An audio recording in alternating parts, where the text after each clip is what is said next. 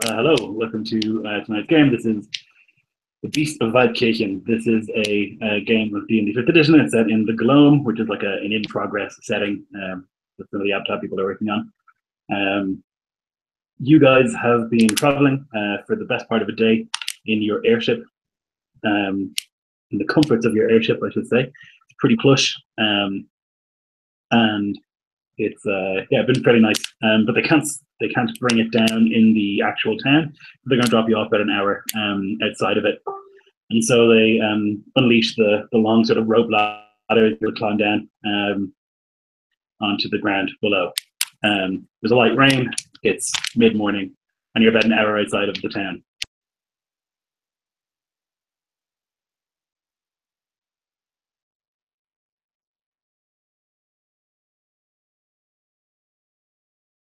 So as you're moving your way through the mist and the fog towards the town itself,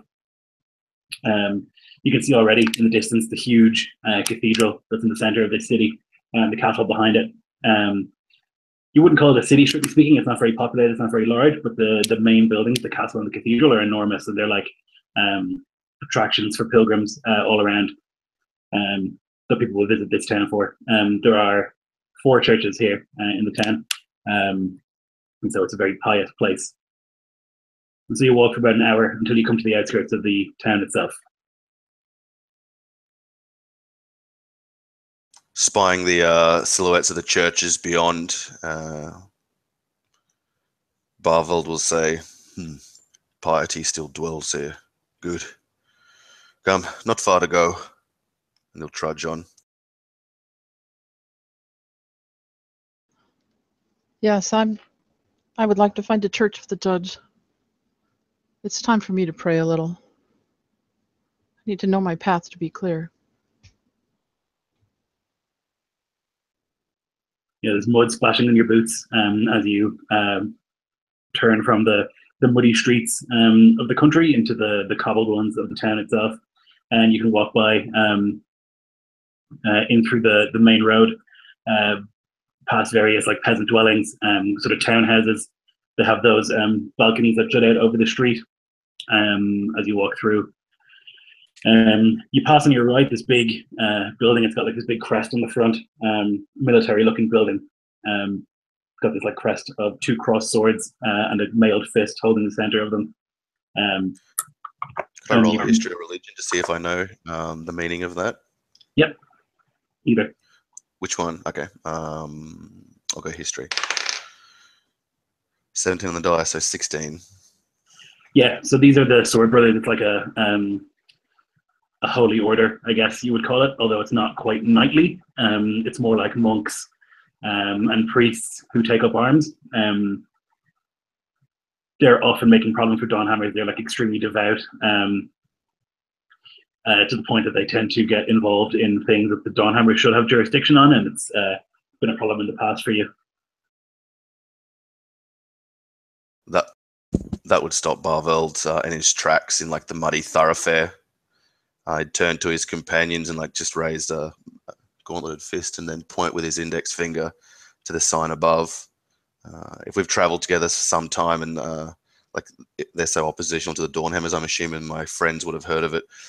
If I know they haven't, then I'll say the Order of the Armed Priests with like he's got like his like an iron mask over at the front of his mouth at the moment, so you can't see the sneer, but it sounds like he's sneering when he scoffs some discontent, displeasure at the sign above. Oswald would exchange a look with Mercy as he nods his head. We should have to be on our guard in here. They might work against us. Mercy looks back at him.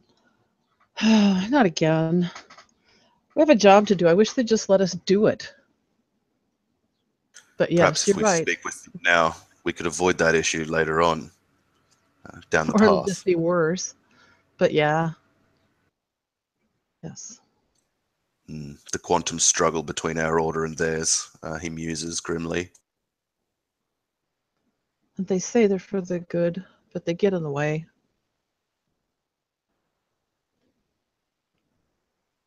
You can see that there's like a tall man sitting out front. He's got like a tonsure haircut. He's got like a gambeson and this like long sort of cudgel. He's just holding in his right hand. He's just like standing at the front. He's smoking some sort of hand rolled cigarette in the shelter of the building as the rain comes down. Kind of like regards you and like nods, and then looks back at his fingernails. Good brother, a moment, if you will. Certainly. He like takes a cigarette and flicks it out into the muck. I'll like walk up to near him, and then I'll like raise my right leg and begin like scraping off my mud on the wooden deck, and say, "I've heard there is there have been problems here in Waldkirchen. Foul murders. Impious. We have dealt with the cleaning of some of these desecrations.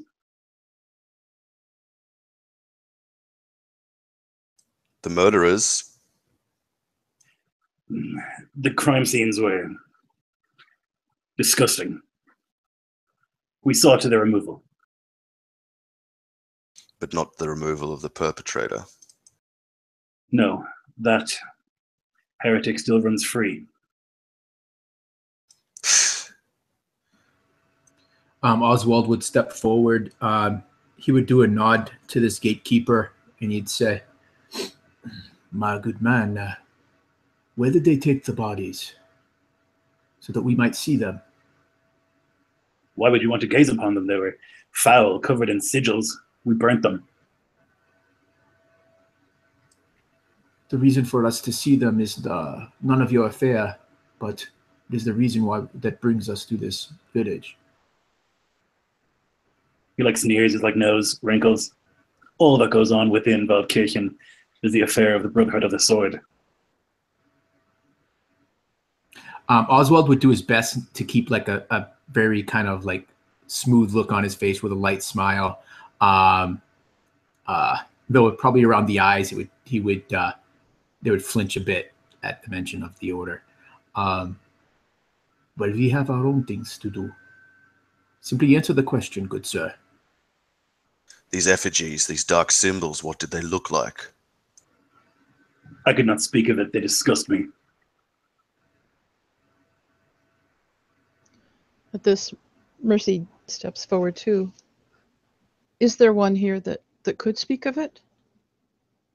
Perhaps if it's beneath you, there's someone that could speak. You could speak to the sheriff, perhaps. He is less pious than we.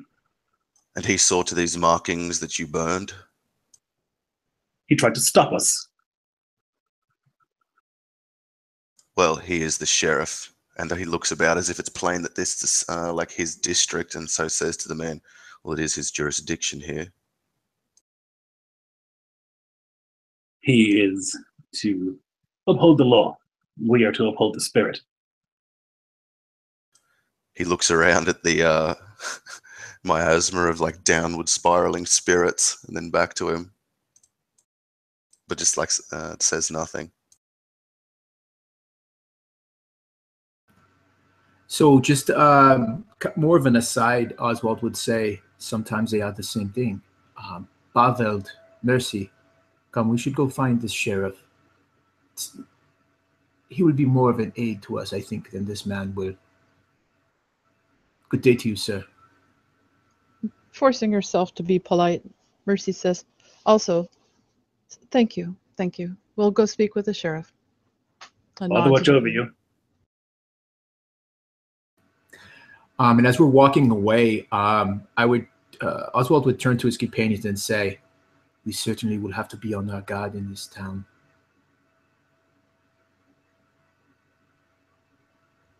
Well, Oswald, we've done it before. We can do it again.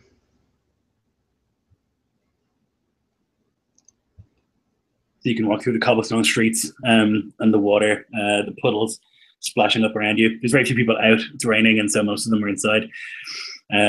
Otherwise, you continue walking. You come to like this main square, and you can see that there's like market set up here with like canvas tents and stuff to ensure that the various hawkers don't get soaked. Although it's fairly quiet, not many people shopping in this weather. busy, and you can smell nice fare being cooked, and you can hear people like calling towards you already. Over! Urging you to come over and buy something. This is the plaza where you can see the cathedral as well. It's huge. One of the bigger churches that you've seen. Two great domes sticking up. This incredibly intricate sort of Gothic face to the whole thing. Gargoyles and grotesques carved all over it.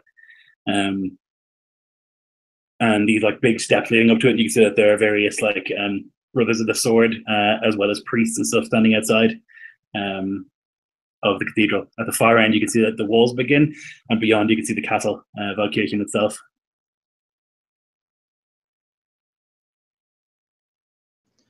Well, what say you? Shall we go into the cathedral first? Do you think, Barveld? Barveld turns over his shoulder, paranoid, and just like seeing if there's anyone to follow him or giving him the undue notice. And then back to you and say, well, you wanted to pray, didn't you? Yes, I do. I do. I want to speak with the judge. And I, the sheriff. I'll want to speak with him as well. But first, my lord. Very well. So you can make your way towards the cathedral, past all these various priests and brothers of the sword who kind of like give you a couple of glances as you approach the cathedral, dressed and armed as you are. There are these huge double doors that are open, facing outwards. And inside there's like this sort of like choir singing. You can see like big like smoke and stuff inside, and reek of incense as soon as you come near the door.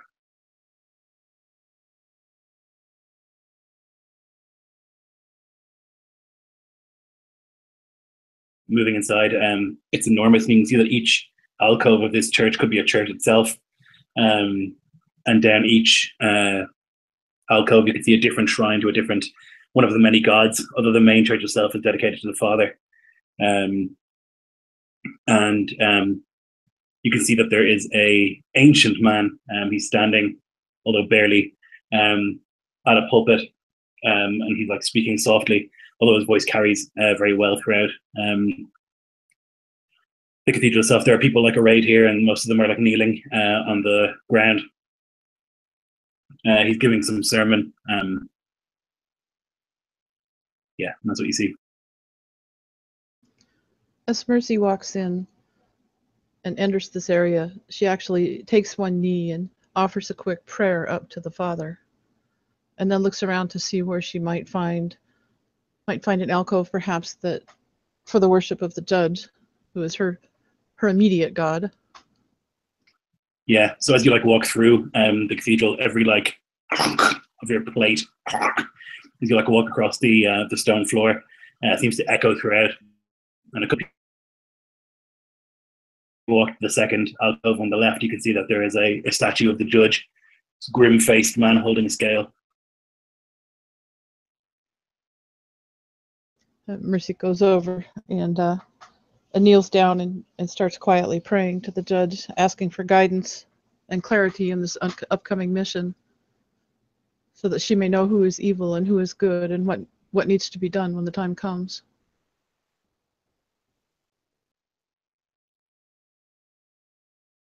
As always, there is silence when you pray.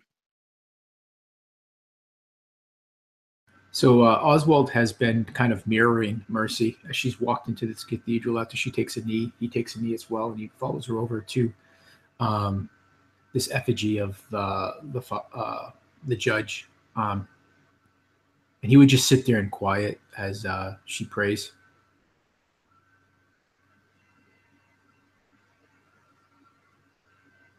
Barvel will go and find a pew near the back, away from the candles. Yeah, he'll just kneel there, praying in silence, listening. And though we are beset by a terrible heresy at this moment, brothers and sisters, children of the flock, we must not lose faith. It's important that we remain pious and holy, especially at this time. Father, watch over you. And they all echo that. And then they begin to stand and quietly file out.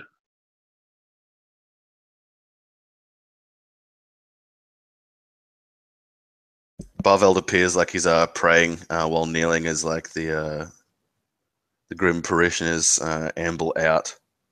But he's listening if there's any like mumble or rumor amongst the folk, trying to judge them through the thin slits in his mask, judge how forsaken they feel. Yeah, you can see a lot of worried faces and people kind of muttering quietly, although you see that none of them seem to be, or hear, none of them seem to be talking about the murders. You can see when you look around that there are quite a few of these brothers of the sword placed around the cathedral, and you think that they're probably making sure no one's panicking through force. Yes, Mercy is finished with her prayers, her mind clear, her heart free, her senses alert. You know, she also starts to listen, and obviously hears nothing more than anyone else. But she's very aware of her surroundings and she's ready. You are the Dawnhammers, I believe. You may approach. Mercy walks forward towards him. Yeah, there's like this huge sort of carpeted red lane between most of the pews, leads up to this like huge altar and the pulpit that this man is standing behind. He has this enormous hat, these long fingernails, almost like claws, this wispy sort of thin beard, and he like steps down from the pulpit, and you see he's like hunched and old, and he just like imperiously like leaves his left hand out towards you where there's a ring. Mercy bends over to kiss it and murmurs, "Excuse me, good sire, for my condition. We just arrived and I wanted to come here first." All are welcome in the house of the Father.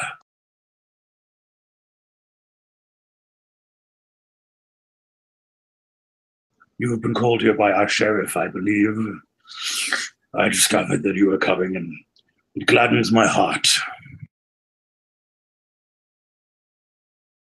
Well, thank you. And she backs away.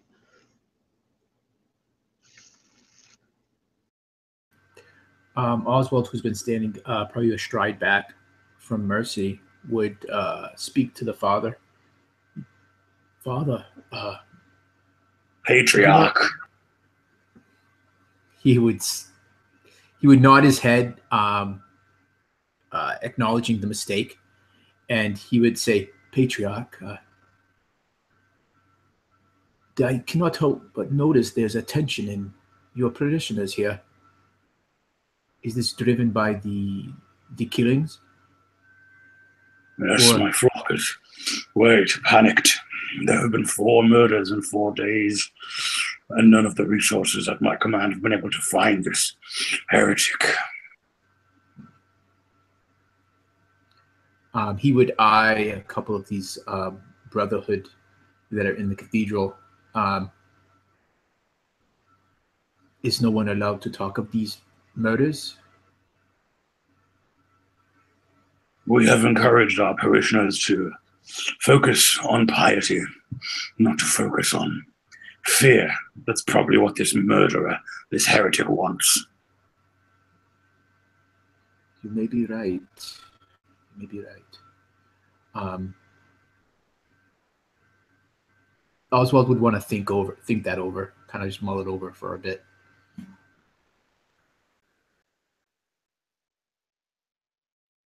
The details, I'm not too clear on them, but the sheriff will know.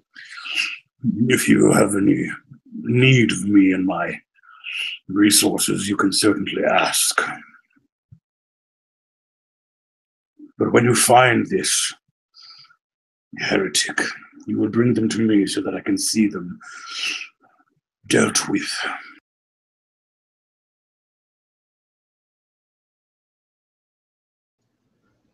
If we can, good patriarch. Yeah, I was gonna just ask real quick, like out of character, how would Dawnhammers typically deal with something like this? Are they considered justice? Do they put to justice? Do they bring them so that they can face justice? What's our standard operating procedure for a Dawnhammer? Yeah, so I think that like they're a religious-ish organization, kind of like a Templary thing, although you're not necessarily beholden to the church. Like you are outside of the normal hierarchy, you know? So like, And it was the government that brought us here, not the church, right? yeah, yep.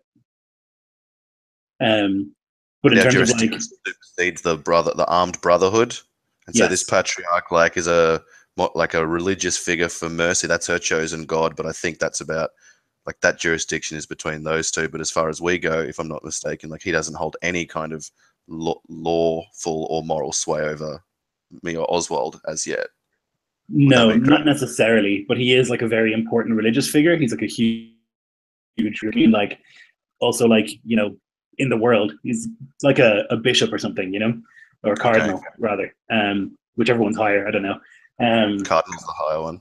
Yeah, so he'd be one of those, like very important religious figure, and so he holds a lot of sway, even though you don't have to obey him, you know. I getcha. Yep. Oswald would. So one of the things you guys would all know is Oswald would most likely follow the direction of Mercy, her being much more pious than he. So whatever Mercy would do is what Oswald would follow through on.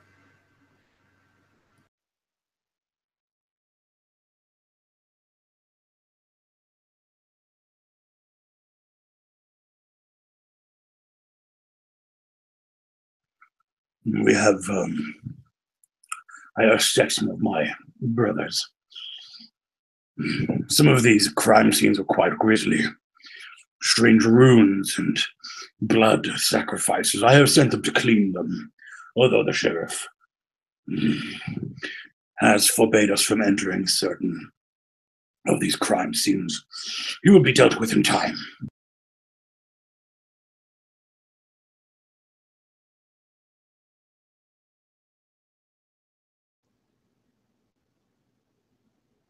Well, thank So- you.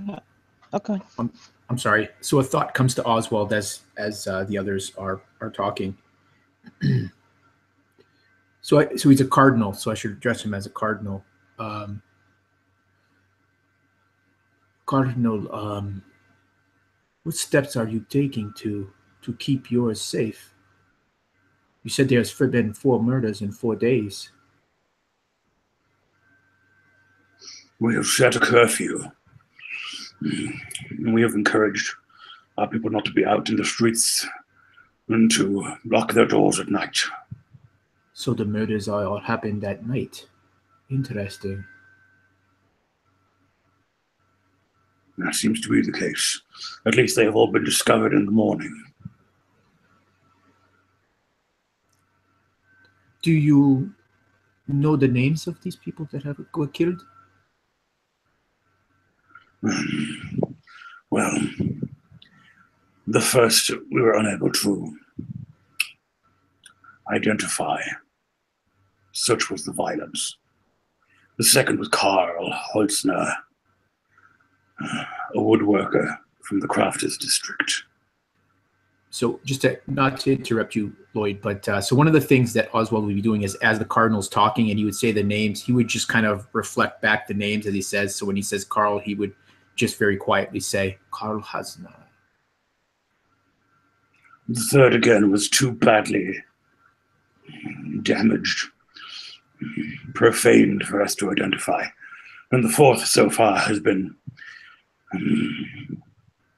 well, we called him the beer pig, although his name was Walter, a drunk. Were they all men? Or were any No, of the not victims? all of them.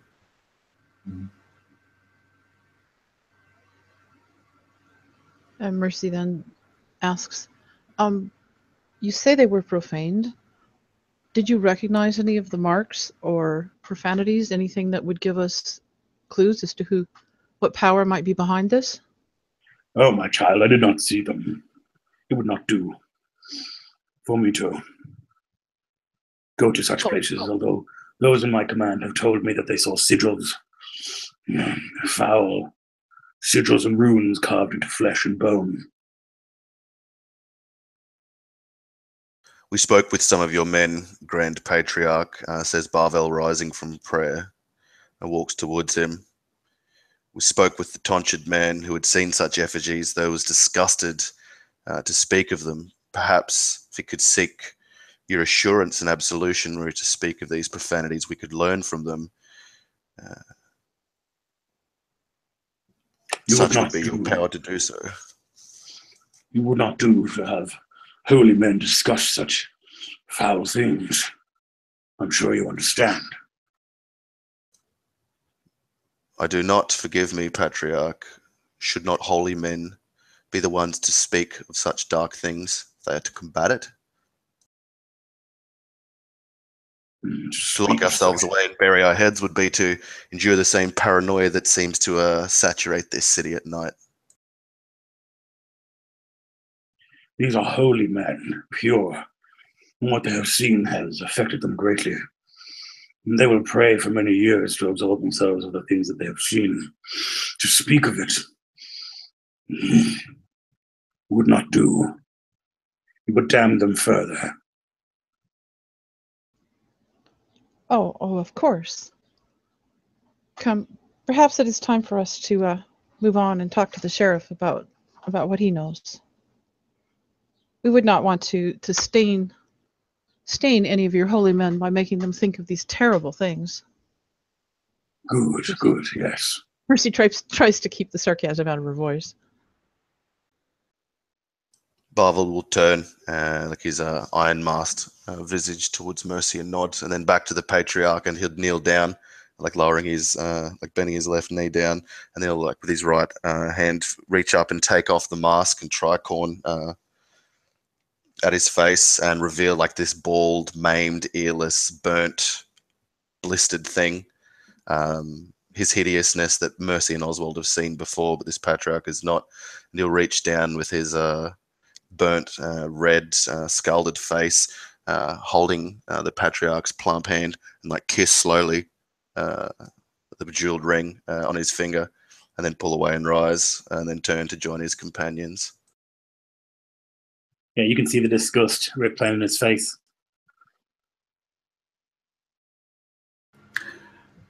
As Oswald would turn from the Patriarch to leave, he would stop and he'd slowly turn and he'd say, Grand Patriarch,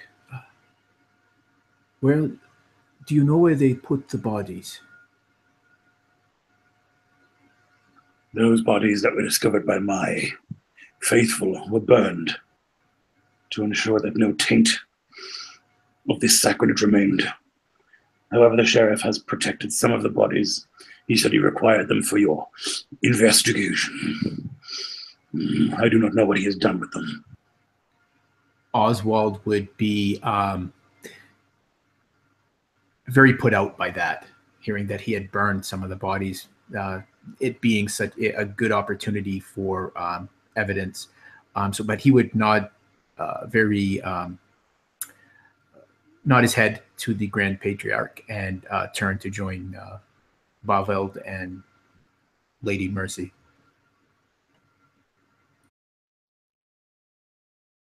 So you can make your way out of the cathedral back into the rainy street, and the city sits before you.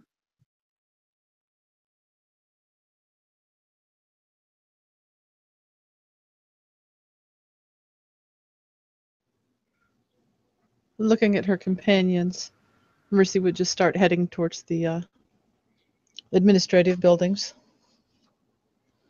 It's like, well, perhaps we'll get more out of the bureaucracy than we do out of the religions. Yeah, you can make your way towards the gate of the castle and the huge wall and the gatehouse. And the guard outside stands with like a halberd in his right hand, straight as an arrow. No business? We're here summoned by the sheriff. We're Dawnhammers come to answer the call of Waldkirchen, deal with the problems of late. Of course. He like hits his halberd against the cobblestones, and like 2 guards come from a building inside and will escort you into the castle grounds. It's very grand in here. The castle itself is it looks more decorative than defensive. Lots of like high towers and like buttresses and stuff like that. It almost looks like a church. But he'll lead you into like a squat stone building in the right of the castle courtyard. The sheriff is in here.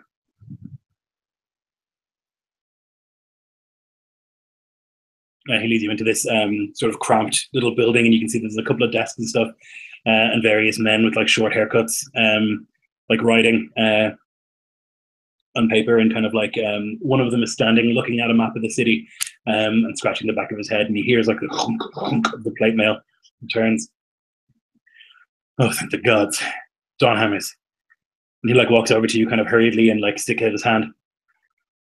I'm the sheriff. Zunderman.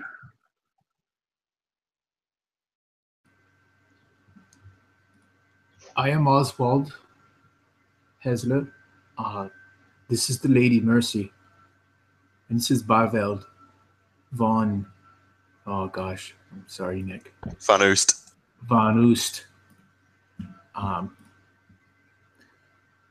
Let's dispense with the pleasantries and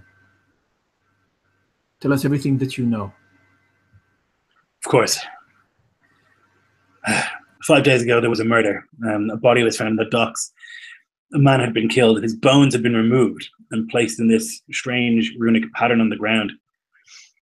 Although no one thought to write the pattern down before moving the body, he says, like, with gritted teeth. The bones are now being kept in the Laughing God's temple on the west side of town. The skin had been stretched across the dock itself in the shape of an arrow, pointing.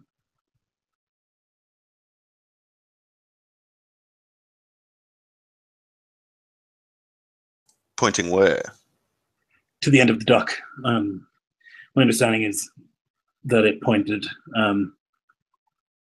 directly south. Would the direction have any meaning to Lady Mercy? I'm not sure. I don't think so. It's definitely like the weirdest and possibly the grisliest murder you heard. But like just pointing south wouldn't have any. Like to the south, there are more cities and like the sea. Okay. The second murder happened the next day in Crafter's Alley. Carl Holzner. He was a carpenter, respected man, and he was killed. That scene has not been disturbed. I have kept it as it was. I've placed guards at it, and so I had hoped that you could go investigate there. The third, the next day, in the Church of the Three Goddesses, it has been cleaned and purified. But there are 3 priestesses there, and you could question those. The fourth murder happened in Westland Row yesterday morning. Walter, the beer pig, as they used to call him, was killed. That crime scene has also been protected by my men. He still hangs from a crossbeam.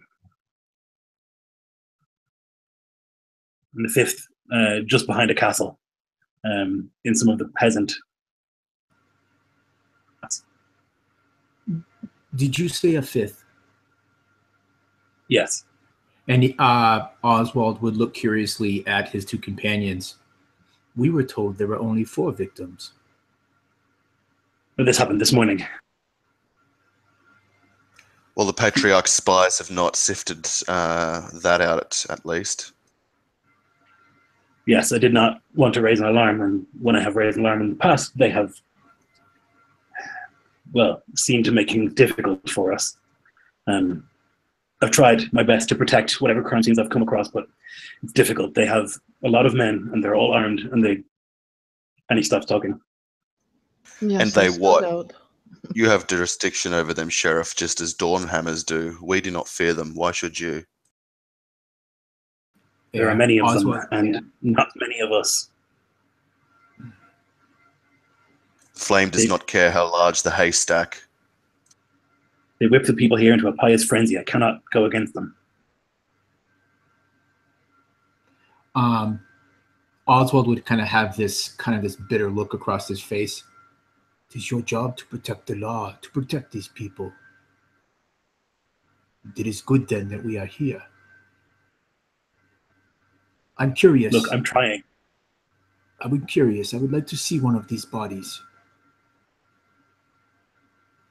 Mercy kind of steps in there too and says, perhaps the most recent one, the one that hasn't had a chance to, hasn't been so long with the freshest evidence. Sure. None of them are. They're all.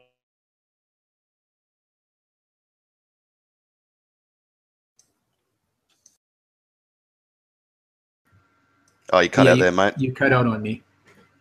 Sorry, he said none of the crime scenes are nice to look upon. They're all hideous, I warn you.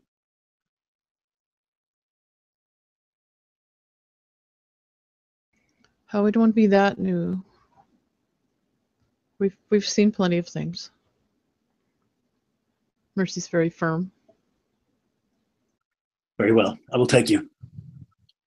So he grabs his coat, his flintlock and his sword, and puts a hat on and begins heading towards the door. As we're walking out, Oswald would kind of lag back a little bit with Lady Mercy, and he would lean into her and he would say, "The sheriff is a coward.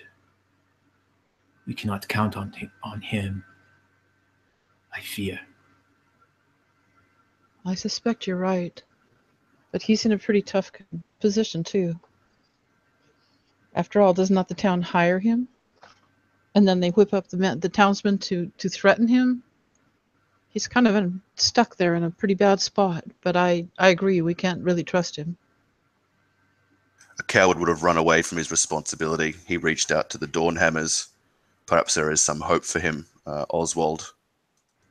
Yeah, Oswald would look. I do not disagree with your judgment. Oswald would look over his shoulder at you and kind of just sternly nod, assenting that could be true. Perhaps we could better serve these crime scenes by splitting up. Many of them have atrophied with days, and so will be much putrefied by the time of our inspection. I agree that the most recent should be seen to before it has any chance to be ... tampered with by the Patriarch. So I'll go to Crafter's Alley and see Carl Hosner's body and try and delegate, split up the workload here so that we can investigate them all swiftly, if that's okay. Should we all look at the recent one and then split up? Your eyes are between you, like I will not be able to do anything better than you guys can. So I could at least go and secure the other crime scenes, alleviate the stretched guards who have had to stand vigil over them, and bark at any of the armed brothers who would seek to encroach upon lawful business. Not lawful business, what would the word be? This state's jurisdiction. These crime scenes, they're not theirs. They belong to the government. I believe I would probably do best with the priestesses. I agree. Okay, so then Barveld, you would go to Hudsoners, and then Mercy would go to the Church of the Three Goddesses. And Hensler, are you going to go straight to the most recent one? Yes. Okay. So from where you are, the closest one would actually be the church. And so we'll do that first. So Mercy, you move your way through. Go ahead. No, I just said cool. Okay. So yeah, you're led through the you're not led, you make your own way through the town, through something like the poorer districts, a lot of squalor, and eventually you find this small sort of squat church. It's got a round tower, and you're able to walk into it. It's clean. It smells very strongly of incense, almost too strongly, as if it's masking something. And you can see that it's empty, apart from one girl who's scrubbing the floor near the altar. Seeing you, she rises and puts the the brush back into the bucket and like wipes her hands clean. My lady. Yes, yes. Oh, I heard there was a terrible thing that happened here recently. Is there someone that I could speak to regarding it? Oh, yes. I saw it first. Oh, I'm so sorry. Are you all right, child? It, it, it, it was horrible. I came down first like I always do. I come down and I light the fires and the candles, and I saw Yes. it was desecrated, and I didn't know what to do. There was a body, and it had been bent over the altar, and all the insides had been pulled out and put into all of the cups and the chalices. Oh, easy there, child. Easy. Was there... Oh, I'm sure you did all I that you screamed could. and I ran, and I got Brother Hess, and he came, but then we had to clean everything up, and we had to burn the body. And Seeing the very distraught state of this girl and that she's not really responding to Mercy's calming tones, she reaches out and takes her arm with one hand and just kind of slaps her across the face with the other to kind of shake her out of it a little bit so that she sobers up and she can speak. she like makes a scream noise, and this like older woman like storms into the church. What is the meaning of this? I'm so sorry, but I need to speak with her, and she needs to be clear-headed, and I was just helping her. My lady, unhand her. She is a priestess. Oh, I'm so sorry. I'm a Dawnhammer. I'm here to try to put a stop to these horrible, horrible things that are going on. And perhaps I'm a little crude in my methods, but something must be done. We must get some information so that we can keep this from happening again. You know, this can't continue to go on. No, it's good that you're here. It's the first time I've seen something like this. With the Gloam about, we've seen our share of horrors. All the fucking cultists tend to think that they're brave targeting the women's church, but this is different. There was so much care put into the desecration.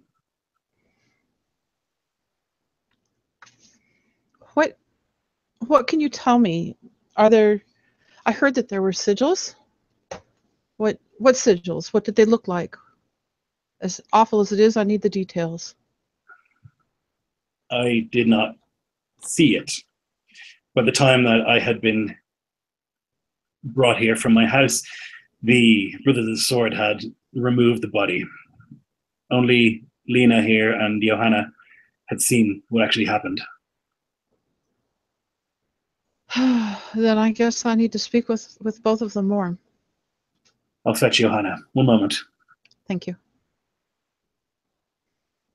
The other girl's kind of like blubbering, there's tears in her eyes. She doesn't really know what to say. Miss Mercy looks at Lena. Lena, was there anything else that you saw? As awful as it is, I need the details. There was the scales. They put the heart on one of the scales and they balanced it with shit.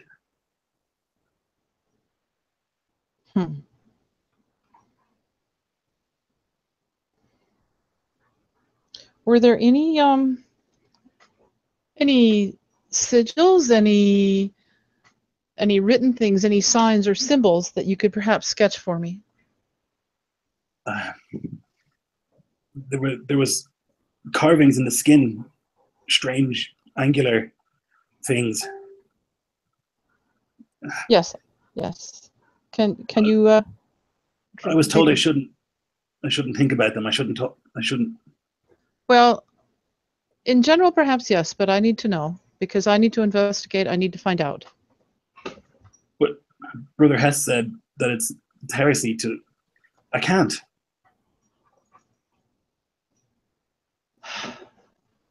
It's not heresy. It's not. As a priest, As a believer in the God Judge, the Judge, as a paladin, I can absolve you of any heresy there. And I can take that under my own authority and take it upon myself. You may speak freely, and any fault, any sin will come upon me.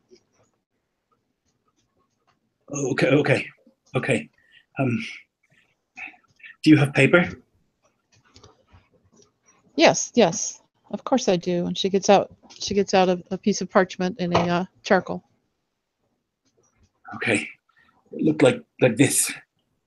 And so she draws this like kind of crude approximation. It's like this very angular sort of like lots of almost scribbly sort of star shape. There's like arrows pointing in all various directions. There's like circles within circles. It's very complicated. It definitely looks profane just by looking at it. Like your eye wants to look away when it looks at it. Thank you very much. I think that's what I needed. And she folds it up and puts it in her pack. Now you may go and you may rest. Thank you. So she legs it and the others come back in. They kind of like sweep in, the other two. They've got these like purple robes that sweep behind them, and they come and stand with you. This is Johanna Dawnhammer. She also saw what happened. Thank you.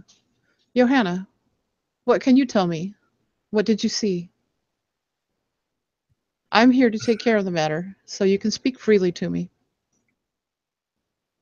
I came down to find Frieka. She was screaming, just standing in the middle of the altar, in the middle of the church, screaming. She had dropped the candles that she had lit. The carpet was on fire, and she was just screaming. There was a body, and it was bent backwards over the altar. All of the insides had been pulled out, and they had been placed in all of the chalices, all of the cups, all of the sacred vessels that we have here. And the scales, the holy scales, they put a heart on one and human excrement in the other so that it balanced. Yes. And did you see sigils, any drawings or anything like that? The skin was marked all over with foul witch runes. Could you perhaps sketch them out for me? And she gets out another piece of paper and her charcoal. No, I couldn't possibly. Why not? You're a holy woman. It's heresy. I'm a devotee of the God Judge, and I'm here to judge the miscreants. And I need the information to find them. And it is not heresy for me to do my job as a Dawnhammer and as a judge. I'm sorry. I would like to help you, but you may be a Dawnhammer, but the Patriarch, he speaks directly to the gods, and he said it's heresy. I can't. She looks at this woman and realizes she's not going to be an easy nut to crack and believes that she has the information she actually needs. But she's like, she thinks to herself, I really need this. She stands up a little taller and a little straighter. She says, the Patriarch is not the only one that speaks to the gods, or that they speak to. As a paladin of the God, the Judge, he speaks with me and guides me on my path. It is not heresy to give him the information through me that we need to take care of this. I would have you write these down. And if I could, I would like to do an intimidation roll. Sure.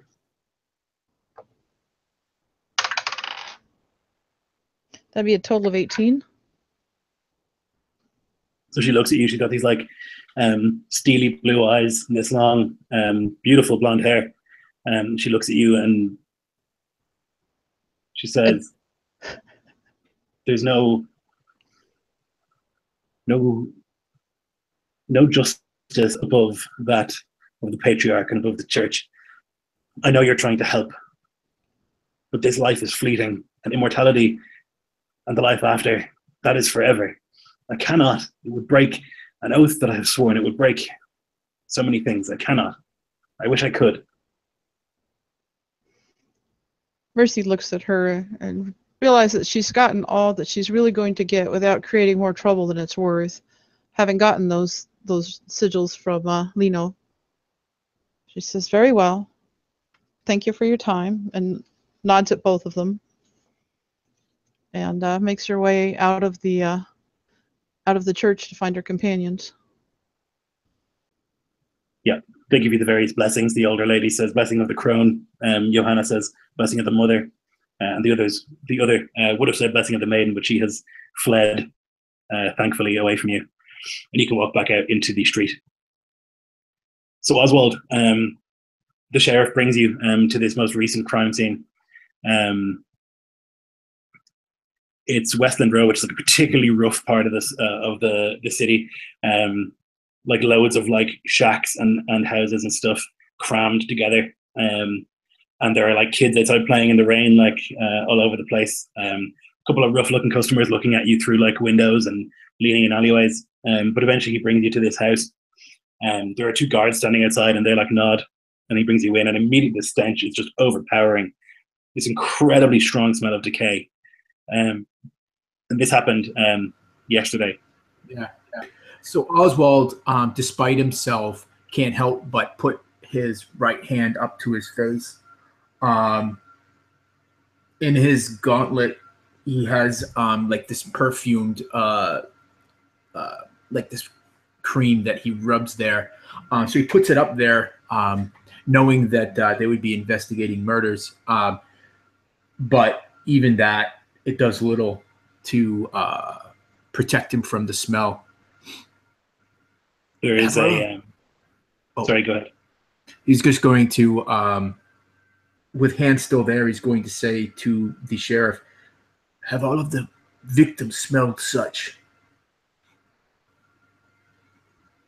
No, not all of them. This is something else. It doesn't even smell like a dead body. It smells something worse.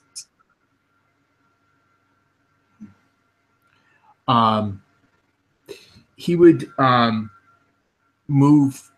Well, he would just start looking over the scene, looking for any sign of mark. In the body is still there, you say?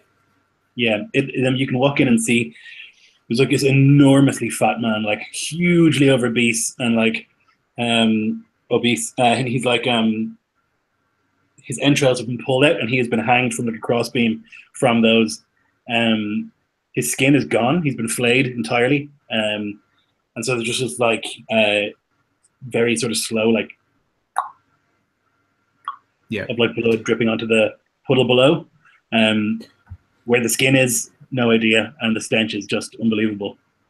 So one of the first things I would notice is that the skin is absent, and Oswald would ask the sheriff, "There's no sign of the man's skin?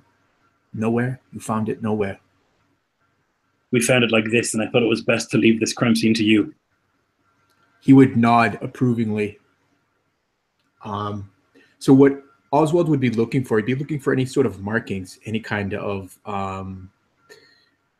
any kind of infernal or demonic markings or sigils, whether it be cut into wood, smeared with blood, maybe even move around the entrails that have spread out.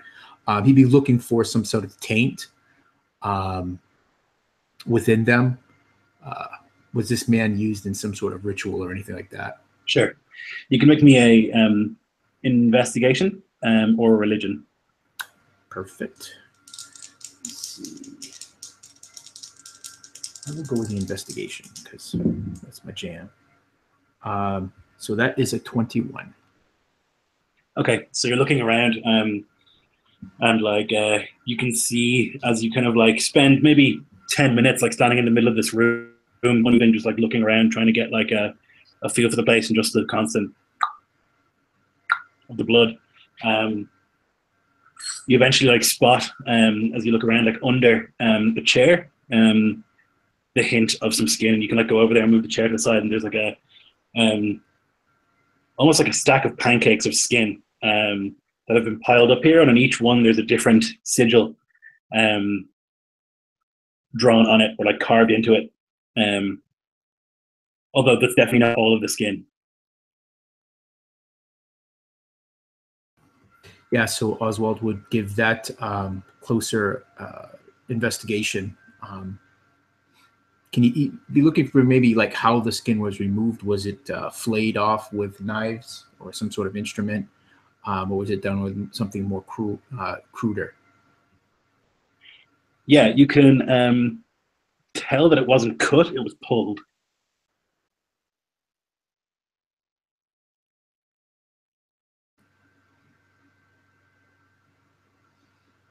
He's getting used to the smell now, so and as he gets kind of drawn into this investigation, he kind of pulls out this dagger and just kind of uses it to move things around. Quickly, he would say to the sheriff, get me a piece of sackcloth. Aye.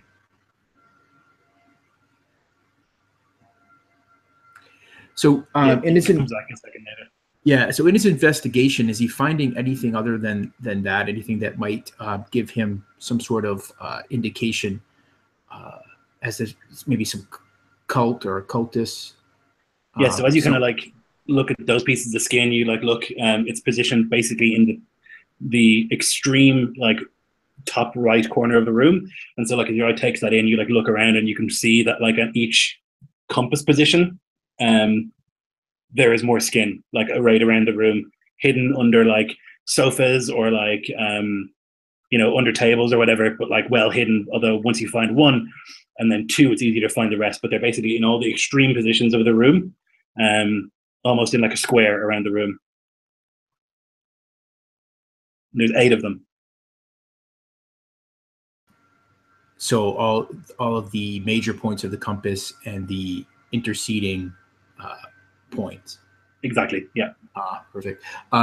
Does that strike a chord with Oswald as any sort of? It seems more like a ritual. Does it strike a chord with him as a ritual he's familiar with? No, definitely not. It does strike you as like very ritualistic and like profane, although you wouldn't have seen a ritual like this before. Mm-hmm. Okay, so that would actually frustrate him. But what he would do is he would pull out a piece of charcoal that he has in a pouch, and he would take that sackcloth and he would just kind of quickly just sketch out the floor of this domicile and mark the points, and he would fold it up and put it into and kind of tuck it into his belt. And if he doesn't see anything else worthwhile here, he would turn to the sheriff and say, "Cut that poor man down." He falls the crossbeam. All of a sudden, as you say that, just there's like this enormous like splash and squelch of skin, and like the blood kind of like splashes up as the body like hits the ground, and the entrails like loop eventually down next to him. I imagine also that it creates this whole new wave of odor as maybe some of the entrails are ruptured and it hits Oswald's nose, and he's like, "Oh, all right, yeah, treat this man with some respect. Take care of the body." Is it moving? Noise. What makes more noise? The body. Oh. There would be that steel on leather as Oswald's sword comes up. He says, "What damnable magic is this?" And he would push the sheriff towards the exit. This big like meaty hand like comes up and like onto the ground, and then the other one begins to like push itself standing upwards. I am going to probably pass out. So he would say a quick prayer. Father, give me strength as I fight this evil that would blacken the world. And he would kind of reach back and pull his shield that has been slung over his back over onto his arm. And he would kind of angle Lloyd like as the sheriff is kind of going to this exit, but he is going to have a readied action, I guess, to attack this thing if it comes at him. And he's really wishing that Mercy was here right now. So it like comes to standing and it says, Your father cannot hear you here. and eventually comes to standing and just and like takes a step towards you. Roll initiative, please. And you can take that ready action.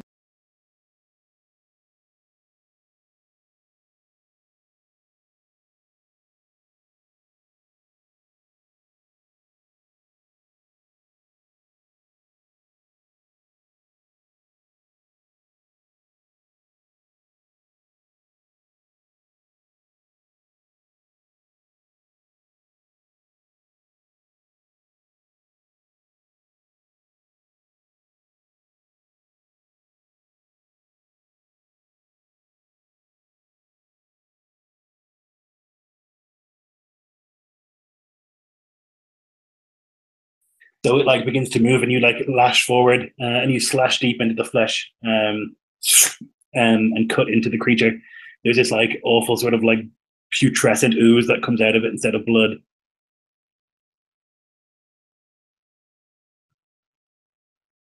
Oswald would make 2 measured blows at this thing as he's trying to back towards this exit. I'm not sure what the sheriff is doing. And Oswald's attention is no longer on the man. It's on this abomination that's before him. He would ignore the thing's words, though there would be a moment of surprise that this creature can speak, and that would quite unnerve him a bit. Yeah, the sheriff and his men. He says, "Now fire!" and they all lift their various flintlocks and just filling the room with smoke almost immediately. Although you hear a good few like as bullets hit. 5 bullets hit all at once, and then the thing goes. It continues to move towards you, and it's going to try and attack you.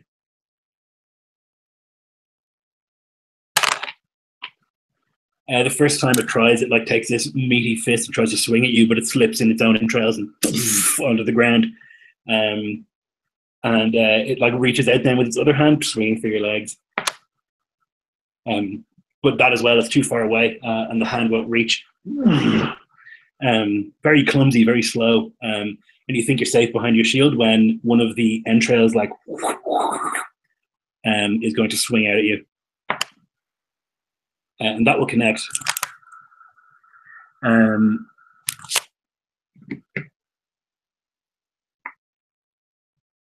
So it's going to be 13. Bludgeoning is one of these, like, as you like dodge to the side of the first 2 blows, this like gut that's like been slightly cut smacks you on the side of the head, and just like with the force of a punch. And that is its turn. Your turn.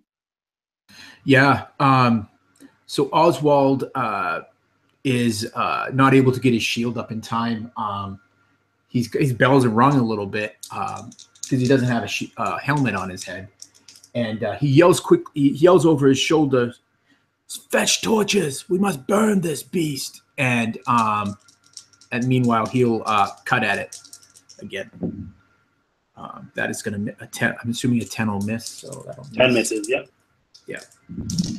And that is a 19 for 5.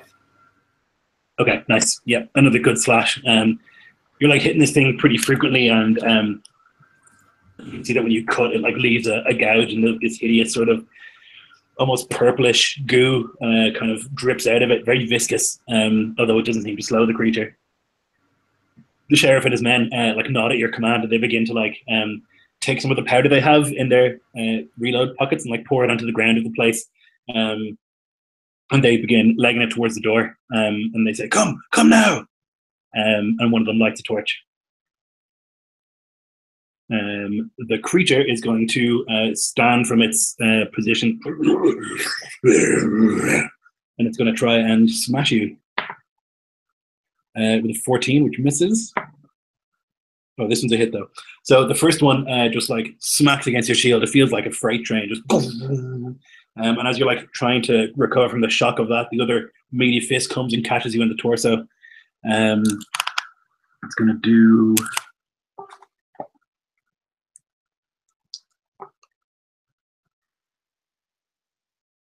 12 bludgeoning. Yeah. So I'd like to use the superiority die and parry some of that. So Oswald would get his shield in just in time, but it still knocks him back. Cut the damage down by 6. Okay, no problem. I need you to make a strength saving throw, please. Okay. Ooh, probably not. Let's see. I got it at 12. Okay, so it like smashes its fist into you, and then like these meaty fingers like wrap around your waist, and it like picks you up, puts you on the ground, and sits on top of you.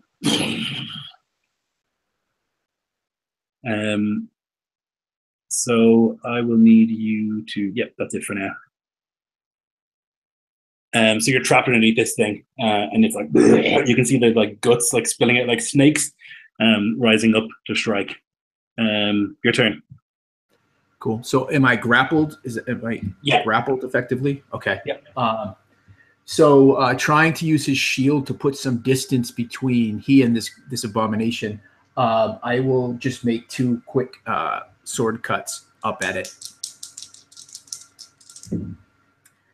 That's a 17 for 5 and another miss. I think I will action surge at this point and take 2 more attacks. That's a 14 for 9. And a nat 20. Oh my gosh, nat 20. Nice. And I rolled 8 on the damage plus another 3. So that's 12, 15 slashing damage on that. Nice. And that I think will be it. I don't think I can second wind. I think that's a bonus action, right? Okay. Yeah. The sheriff and his men are like looking on in horror, and they don't know what to do. They've got the torch lit and the powder on the ground. They don't know if they should throw it or not. And they're looking between each other, and the sheriff like looks, and he just gives a nod, and they throw it. Yeah. And it like hits the powder, and there's like a big explosion. I'm gonna say you can make the save with disadvantage because you grappled. So make me a dex save, please.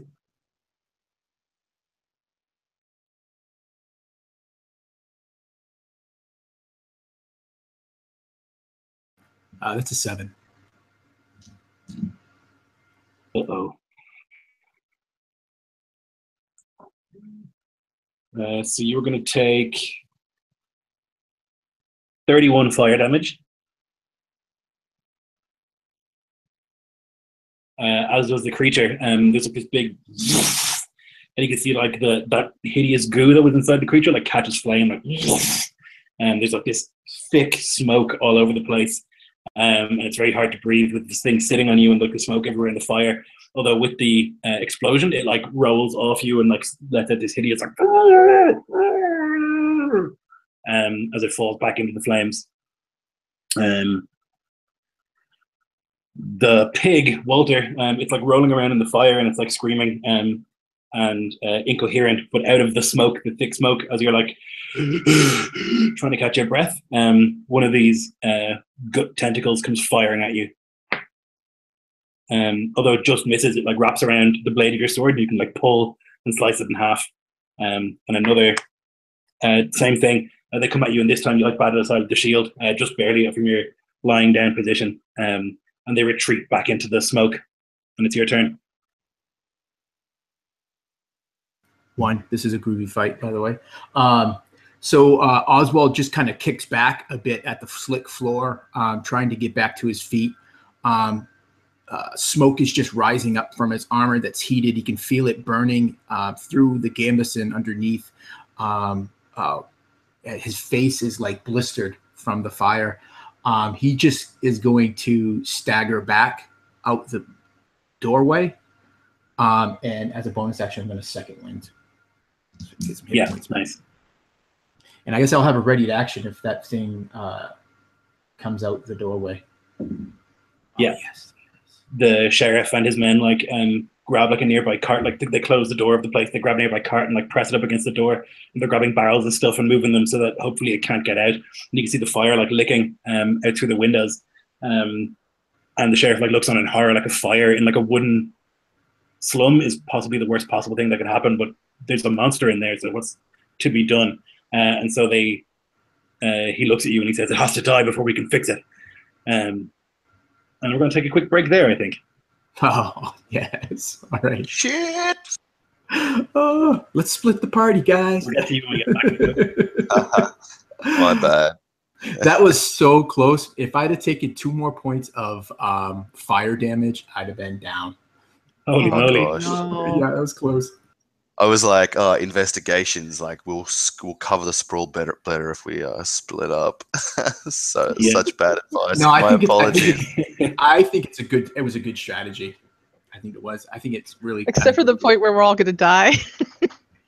Yeah. Well, there is that. Yeah, I'll chat about that after the game, about why that happened or how that was designed or whatever, but interesting choice.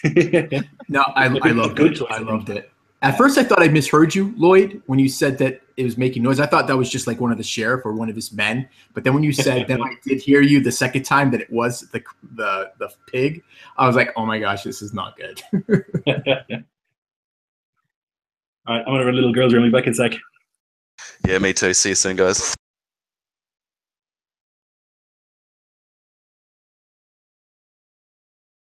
Oh, man.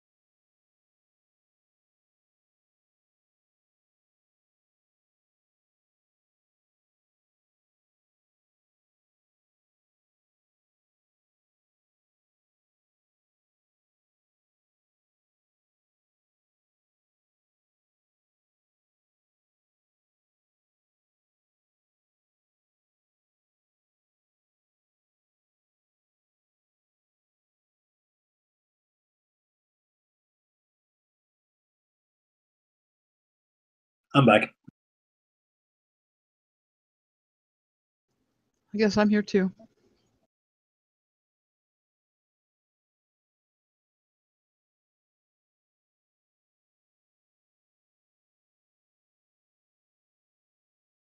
So was your first your old the end game living up to reputation, Carol?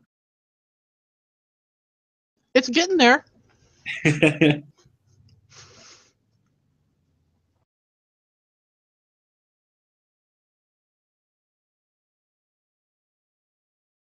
I was concerned when we started and everything seemed so calm, you know?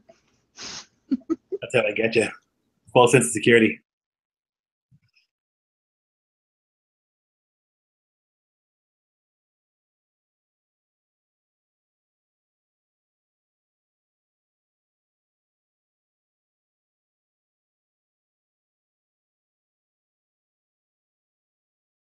I knew splitting the party would be a bad idea, though.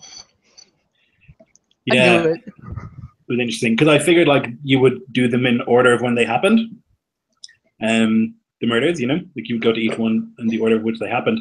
And so I was like, oh, I better put something in there so that's a bit more exciting than just like, here's a crime scene, here's a crime scene. And I figured like, oh, the most recent one. But then you got split up and it's the first place you went on your own. It was great. Well, you know, it makes sense if it's just a simple investigation in town. The bodies have been there for a while, nothing's happened. You know. For sure. Yeah, makes sense. I wanted to go the most recent one so we could examine the fresh evidence before it had a chance to, you know, be messed with.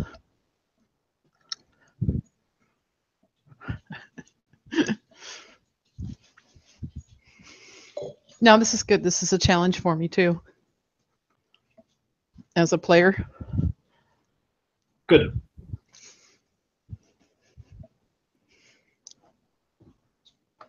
So,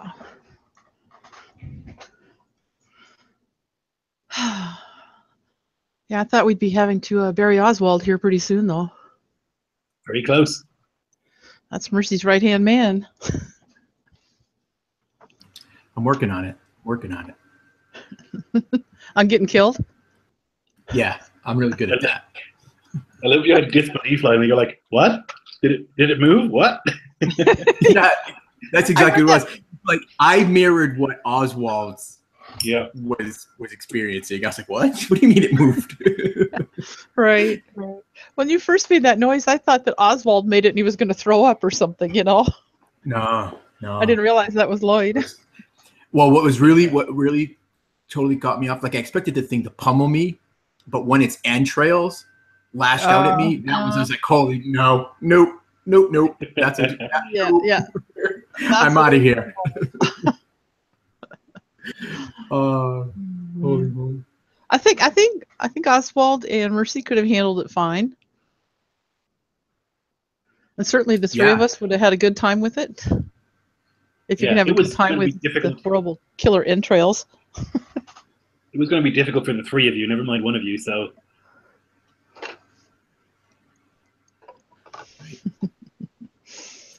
Could you just refresh my memory, Lloyd? What does the outside of this this building look like? This it kind of looks like what you have in your overlay. It's kind of like those. You ever see like old German towns where they have like the sort of balcony that sticks out onto the street? You know, kind of like that. It's like the base level of that. Although less, you know, it's not got nice white paint and black wood. It's got like kind of like damp wood and like it's kind of gross. You know, this is like the rougher part of town. Yeah. So the bases of these buildings are probably of wood and not stone.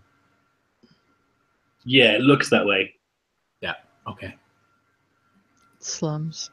Oh man, they're all crowded together, and a fire could be just a horrific problem. You can burn up half the town here. Good job, Oswald. We got to get rid of this. We got to purge the evil. Sometimes you got to crack a few eggs to make a cake. That's all I'm saying. Are you back, Nico? It's not. Yeah, Mercy's got to walk that line between, you know, protecting people and getting the information she needs to do her job, which is really important to her.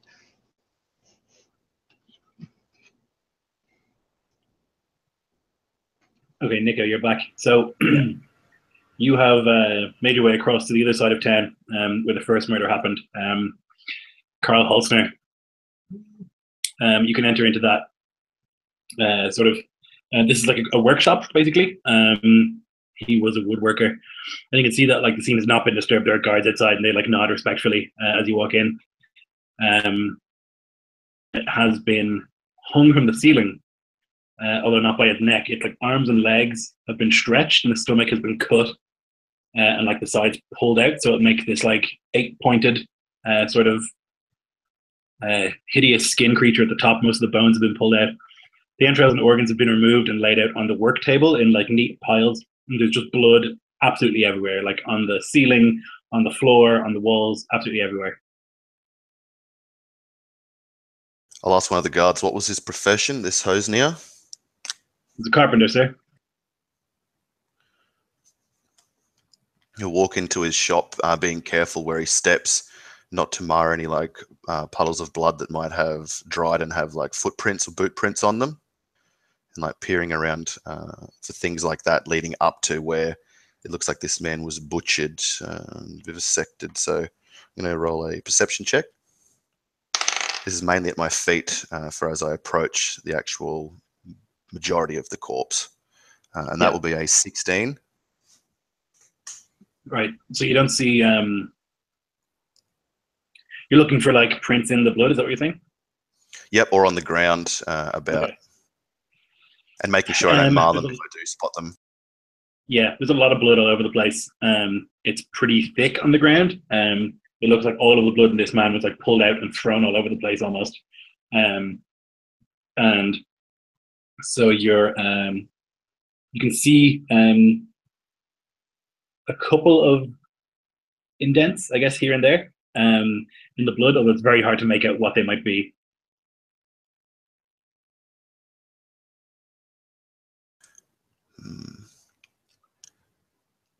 He'll move cautiously forward towards the corpse and try and discern what could be capable of putting it in this kind of position and in this manner.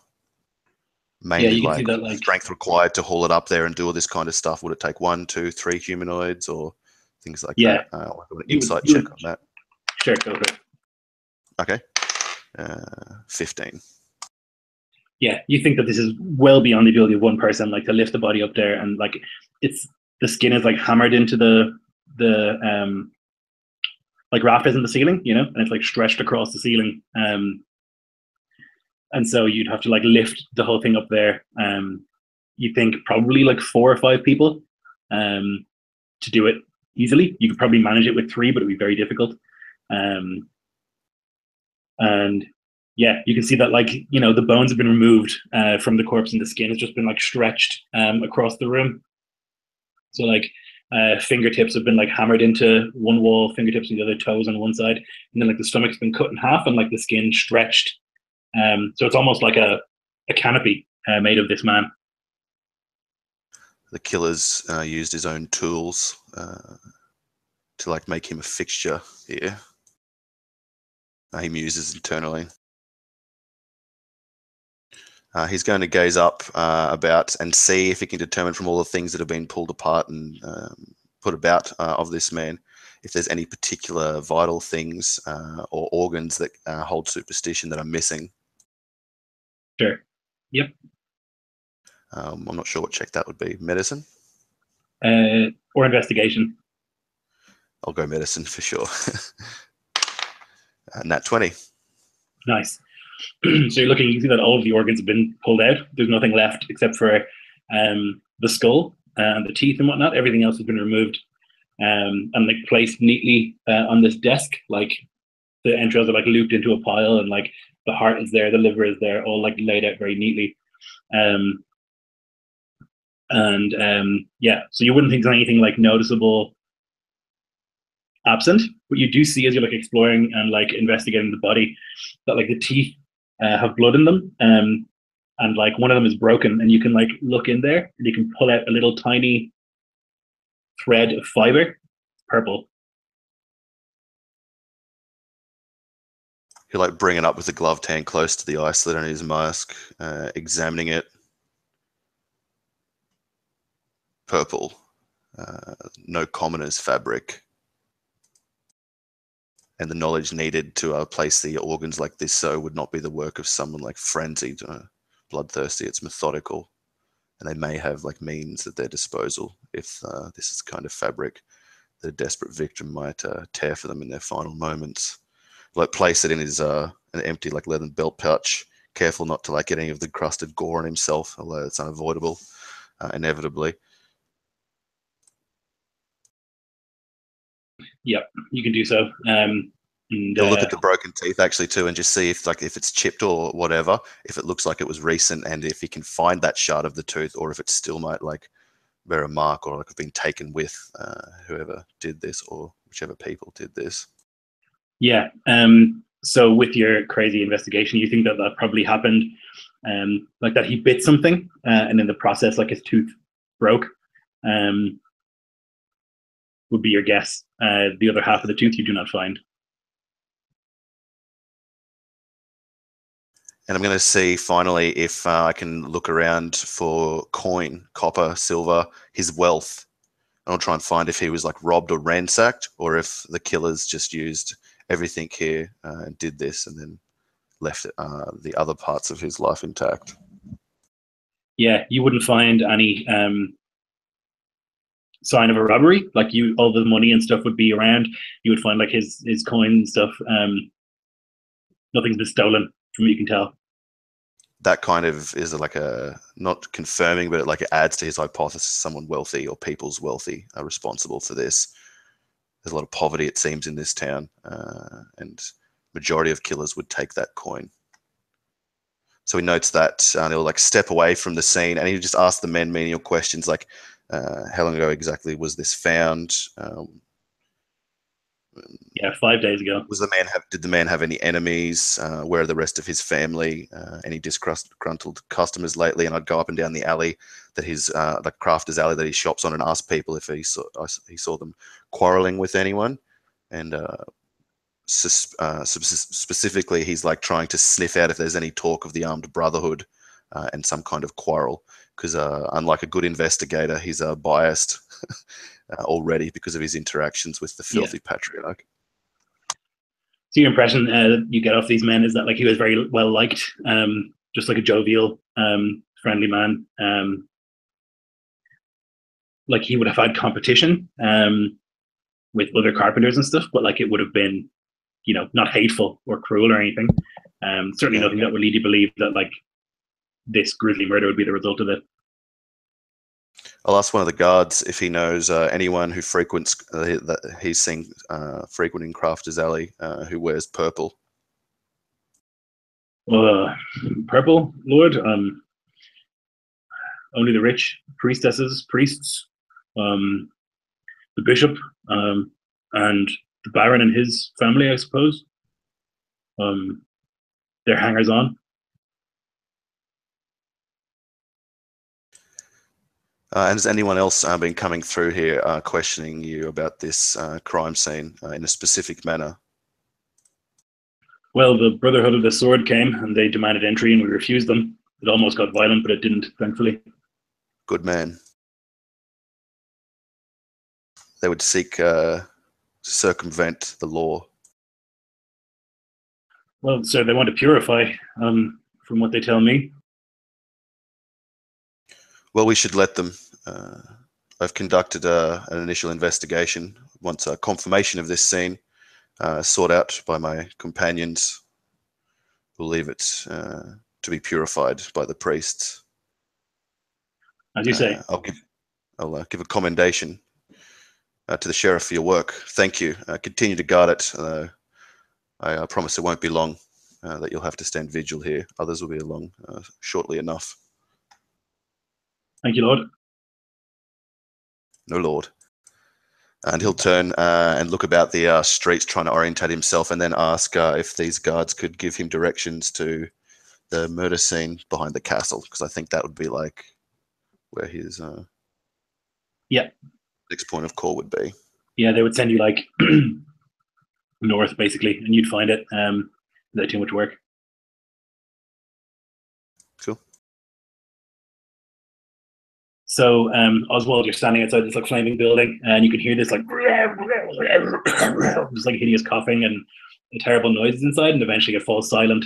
Although the building is fully aflame, and you can see that it's like even though it's raining, it's still on fire. The gunpowder burnt pretty brightly, and so the sheriff looks at you the second the noise dies. Now,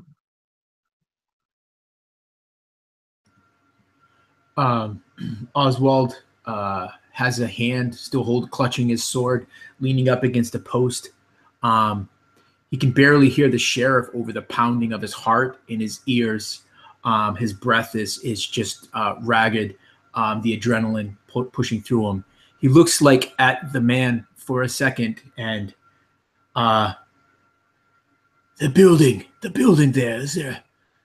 Is there another exit up from it? I wouldn't think so. Quickly, fetch water. And Oswald would keep an eye on this building as it burns, looking for this to see if this thing will make its way out or not. Yeah, you kind of stand there in the rain, like against your half plate and your cloak, in the metal of your sword. It's like breathing heavily. The rain feels really good on my like, face. Yep. The sheriff and his men like run to the nearest well, and they kind of like get commoners and stuff to like form a chain, and they begin like throwing water on the building. There's no sign of the beast. It doesn't like break out or anything like that. Oswald would grab a few seconds after that. Oswald would grab one of these the sheriff's men, pull him gruffly in front of him, and say, "Quickly, go to the temple of..." Now, which temple was it? The sisters? The three goddesses. The three goddesses. There's a woman there named Mercy. You can't miss her. Bring her here quickly. And Lord. He would like kind of shove him off to the side as he's still watching this building. Yeah, so he like runs through the rainy streets in the direction of the three churches, the three goddesses. And you can see like this chain of people like throwing buckets of water on the house, and eventually there's just like this thick smoke. It had spread to the house next door, and the people had like escaped. Although now they're like throwing water on that house as well. It seems like it's fairly well in hand.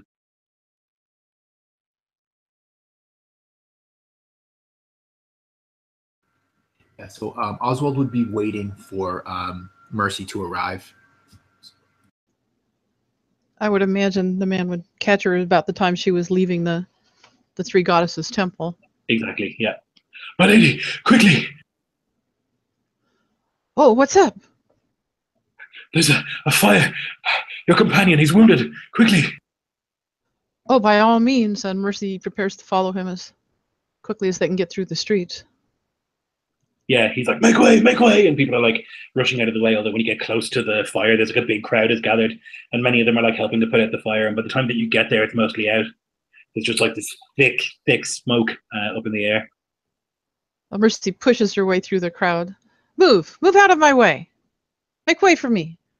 Make way for the Dawnhammer, and just shoves people around to get through to see what's going on and see how Oswald is. She gets to Oswald. Oswald, what happened? Oswald would, upon seeing Mercy, he would smile. And he would just regale her with what he had found. He would kind of pull out the charcoal sketch, and then it would say how this creature animated and attacked him.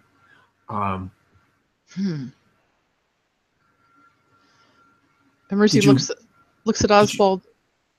It's like, we better find. We better.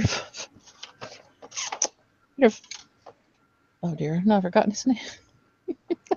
Baveld? Yes, we need to find Baveld too. Yes. In case something went wrong with his. We would probably send a messenger along to alert Baveld, I would think. And then Oswald would say, as you finish that, Mercy, he would say,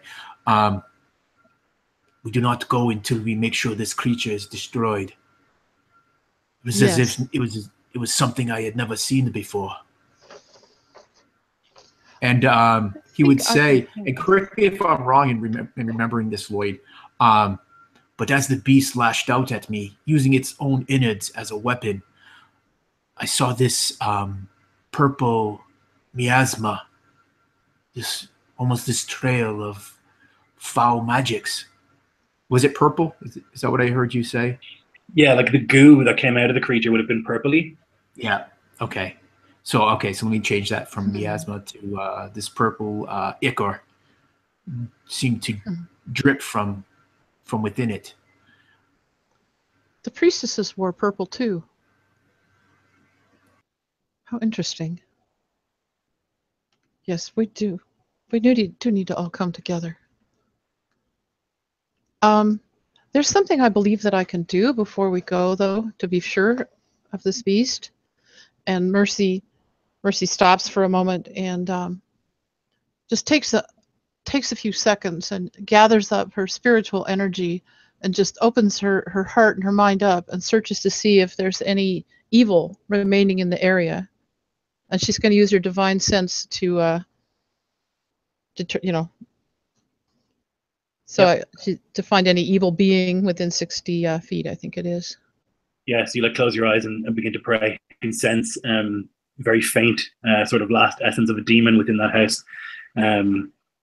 Although you can feel it's very, very faint. The creature's obviously near death.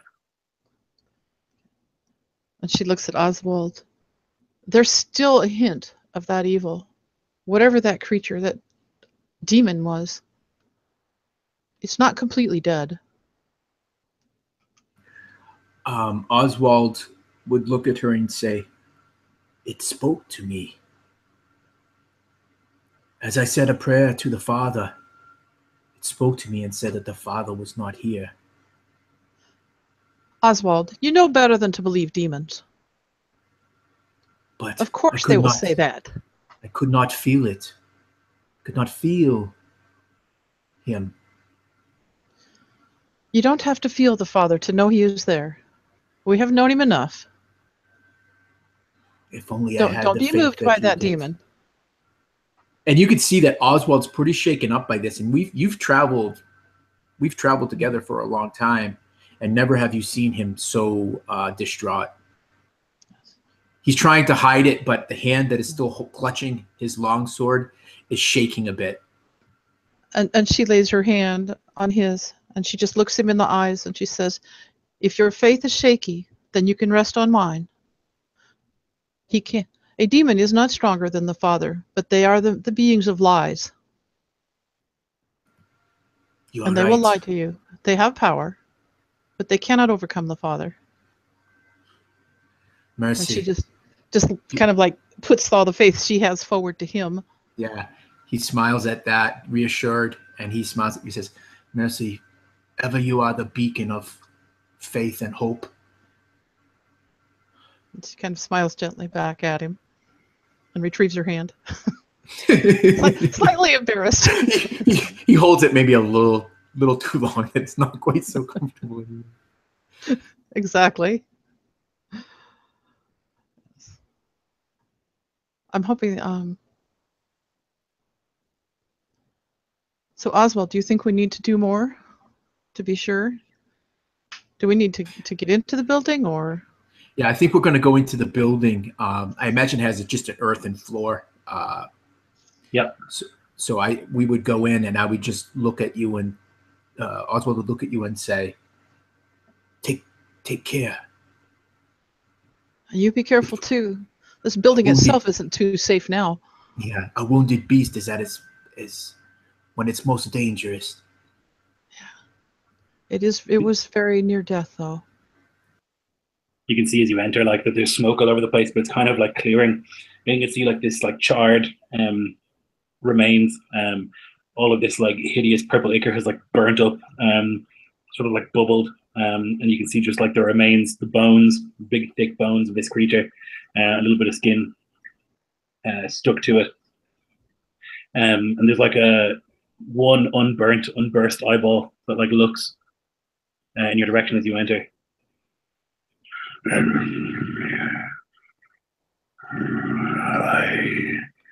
will return.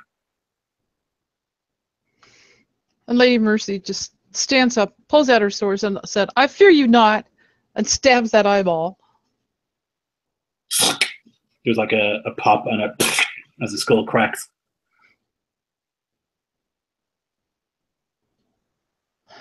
Well, if it returns Oswald, we'd best be ready. Yeah.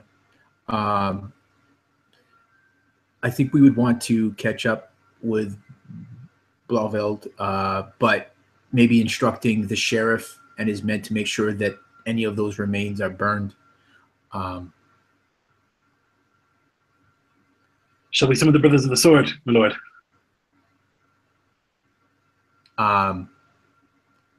No, do not summon them. But they can purify. Oswald would turn to you, Mercy. I think the fire has purified this enough. I think a good fire like this, a good clean fire, will do every bit as much as the Brothers of the Sword in this case. Of Is the course, evil- my lady. Oswald would lean in close and he'd whisper in your ear, Mercy. Is the evil, is it gone?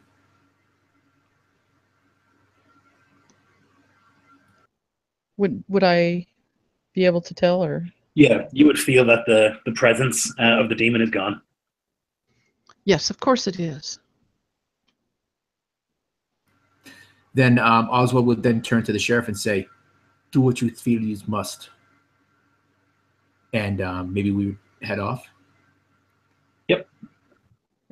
So Barveld, you're like approaching the area behind the castle, kind of connected almost a mirror to the place that the others were, similar sort of slum area, maybe a little bit classier, but not by much. Again, there are guards standing outside, two of them, grim-faced in the rain with their hoods up. And they show you in. It's strange. It's like the scene you had seen before. There's a woman and she's been hung on the ceiling in the same way that the previous body was, like attached to the various corners, split open and stretched across. Although here there is no blood on the floor, on the ceiling, anywhere. It's been meticulously cleaned, seemingly. And again, those organs are like laid out on the table.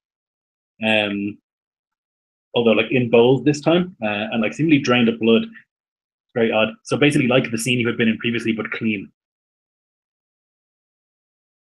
I'm going to kneel down and look at the floor or the furniture to see if it's like been put clean with a cloth, mop, broom, or whatever, or if it's been like if there's evidence that it might have been cleaned magically. Sure. So you Perception. can see. Oh. Yep. You can see just by looking that there's like cloth marks and stuff, and like polish marks and stuff on much of the wood. But like investigating further, you can almost taste like the magic that was used to do so. Like without too much work, you can see that like some of the wood or whatever, it's been like maybe like burnt away or like fizzed away somehow. Like it doesn't seem natural that you'd be able to, remove this much blood from a room without leaving some marks. Yep. And bits and pieces have been put into bowls that have been left there. Yeah. Maybe like some kind of augury or offering. I'm going to roll religion to see if I know what types of sects, cults, or the like would revere this kind of stuff or like take part in this kind of stuff. Sure. 14 on the dice, so 13. So you know that like since the Gloam has appeared, there have been hundreds of these strange cults that worship things that live within the Gloam that have appeared. You would know from experience that most of them believe the heart to be like the important organ for rituals, heart and the blood. Although this seems to like require every single part of the body like laid out carefully. It's very it's unique to like the experiences you've had so far. Generally, these have been very like sort of slapdash when you come to like rituals like this, hence like blood everywhere and like the heart ripped out or something like that. But this is very like surgical almost.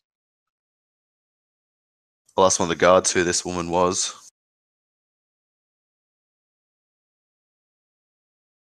Kelsia, Lord. A commoner. Yes, a washerwoman.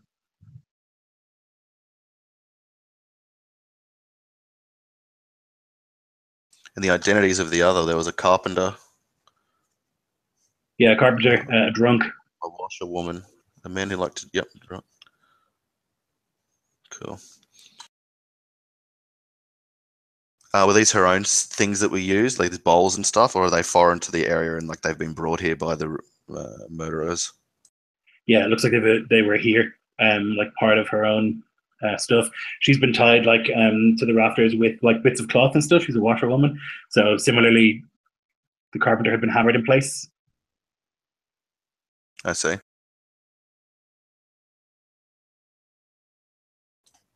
And there's this like theme of like washed away, like all the blood's gone. He realizes his limitations here and kind of rues that he doesn't have the input of one of his companions. I guess that's when he hears like the dung dung of the bell outside, like there's a fire in the city.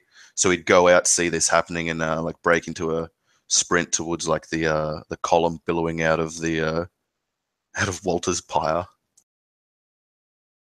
Yeah, so you'd arrive a couple of minutes later, probably around the same time that Mercy does, to see the situation, and you would, no, you probably arrive just as they're coming back out of that building.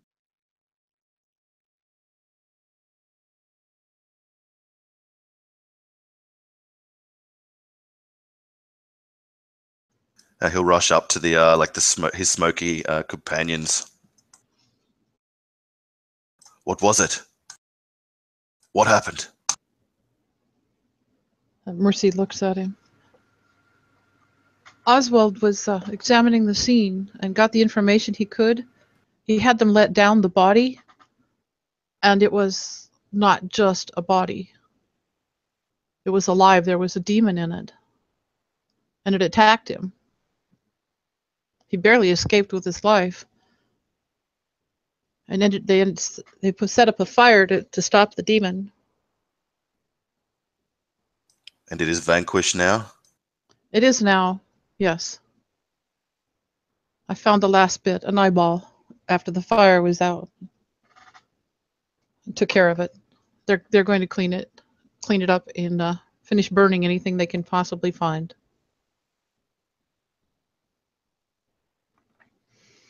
I'm sorry, I was not here to help, he says, but it's a lie. He's terrified of fire. And he feels like fate spared him something that he would have found truly horrendous. He looks to Oswald to see his condition. Oswald looks pretty battered. He looks exhausted, tired from his ordeal with the demon. But he manages to stand on his own 2 feet. He would probably be putting out, not wanting to appear weak. He would probably, you would pick up that he is probably hurting more than he would admit to.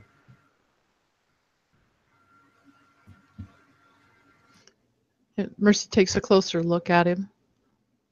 Oswald, do you need some healing?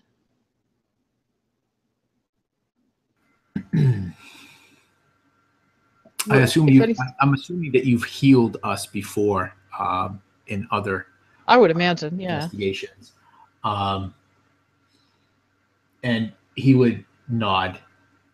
But I was just wondering, Lloyd, would there be an opportunity for time to have passed for a short rest, like an hour? But you can take one now, if you wanted to.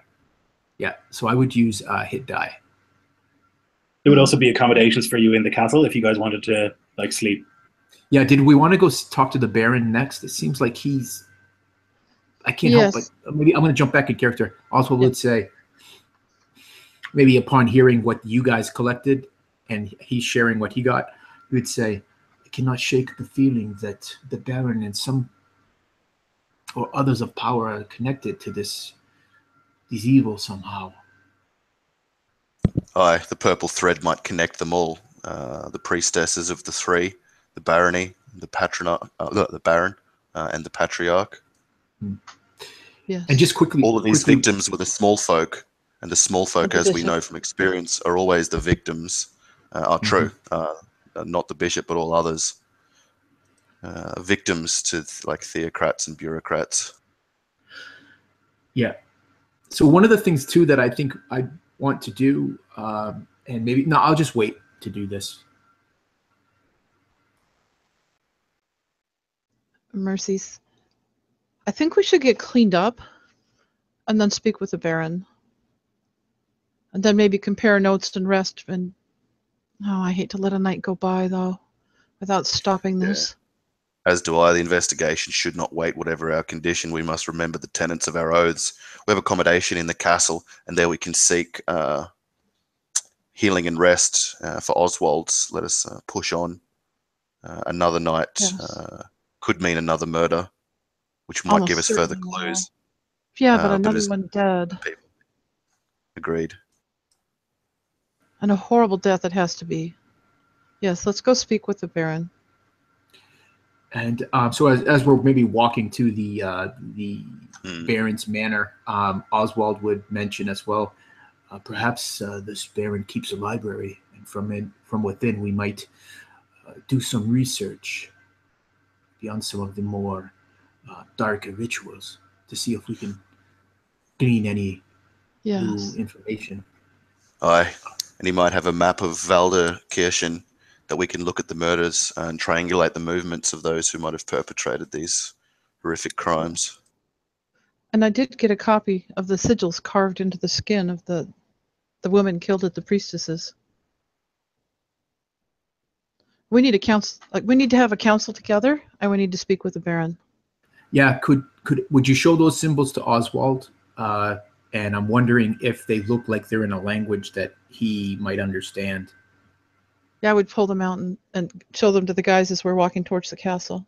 See, this is what I got, and I will also describe the victim and what was seen by Lena.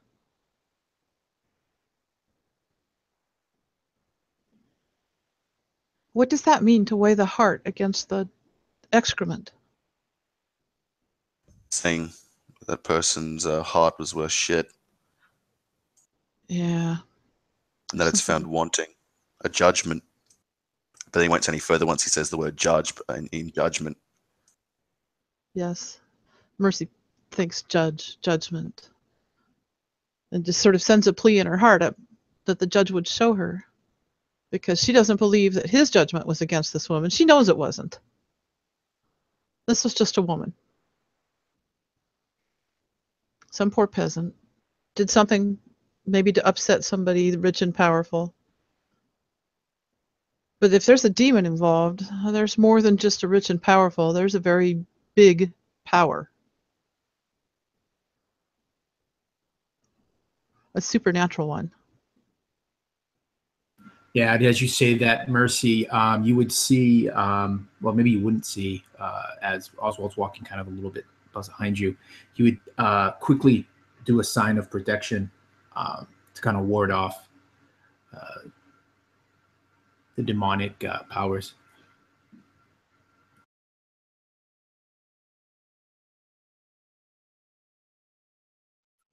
So resolved. You make your way through the rainy streets back towards the castle. The guard will allow you in again, although you have to be escorted to the actual keep itself, where you're handed off to like an aide, like a butler type person. He says, the Baron's quite busy, you understand. I will see if he can arrange an audience. I would hope so. We're here on business that involves his entire realm, involves the safety of his people. He'd be a pretty poor Baron if he did not want to speak with us. Well, I never. He just gives out impassionary. And he leads you to... She just sort of looks at him with a very cool and cold look. And just goes on her way. Yeah, he'll lead you to like a quite a posh waiting room. lots of chairs that are uncomfortable, although that look very nice. There's lots of like little tiny tables. A huge painting hanging here of like a previous older baron, definitely from another time. You can tell sort of a conquering hero look to him. And you're sat there. Purple? Sorry? Was he wearing purple? Yes, he was. She looks at that. Doesn't say much more, just thinks. So you're sitting there for about 10 minutes before finally the butler comes back. The Baron has decided that he will give you an audience. You will address him as your grace. You may enter. He like leads you through this little door, which is actually inside of a bigger door that would enter into this like throne room or whatever. And like sitting at the back on this plush sort of throne, there's like animal skins and bear skins and stuff laid all over it. Is this Baron? He's probably about 25. He's quite young, and he's like sitting with one leg like up on the rest of the throne, and a cup in his left hand. There's a couple of like aides standing on either side. There's like a priest, one of these brothers, and a couple of other like bureaucrats. You think Brothers of the Sword. Yeah.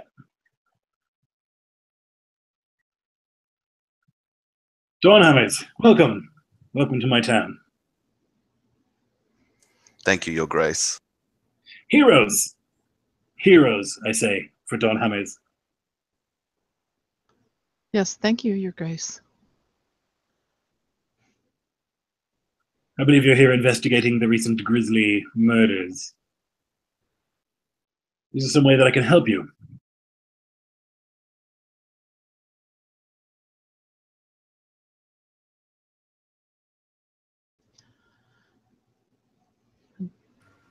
What do you know about them?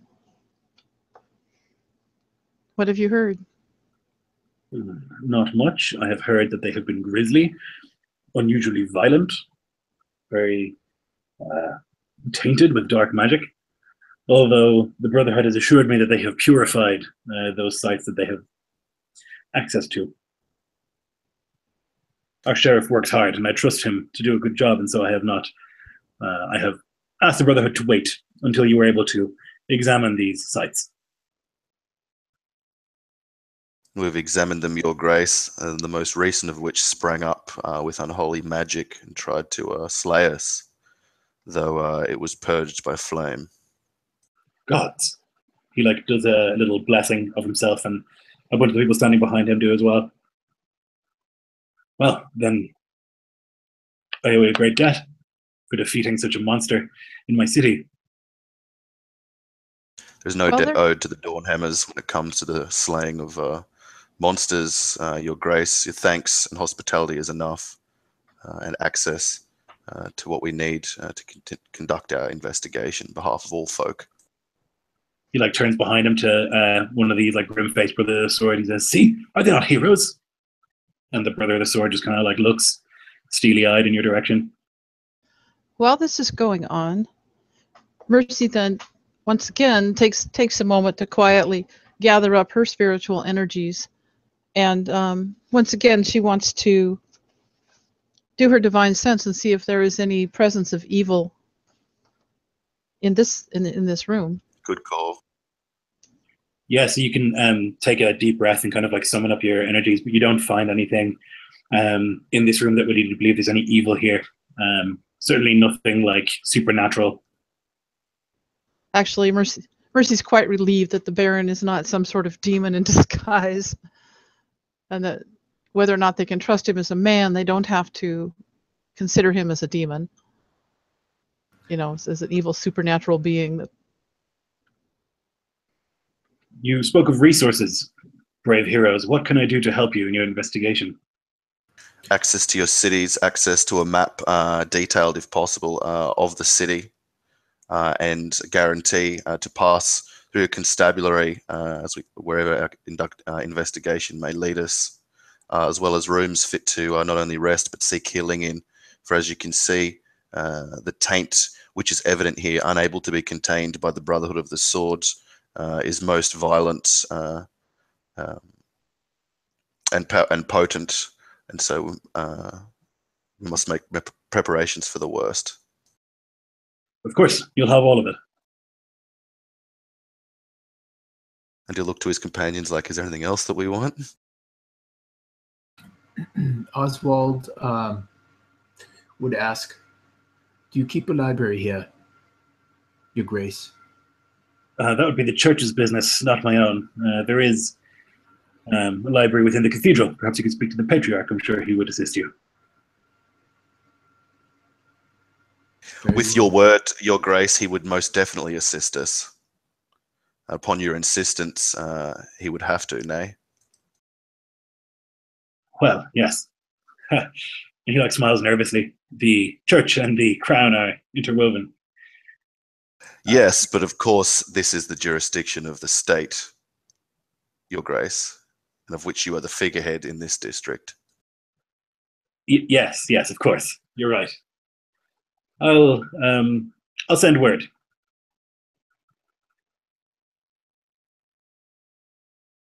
But you can sense like a deep unease at the thought of crossing the patriarch. Oswald would have another question, but he's hesitant to ask the Baron.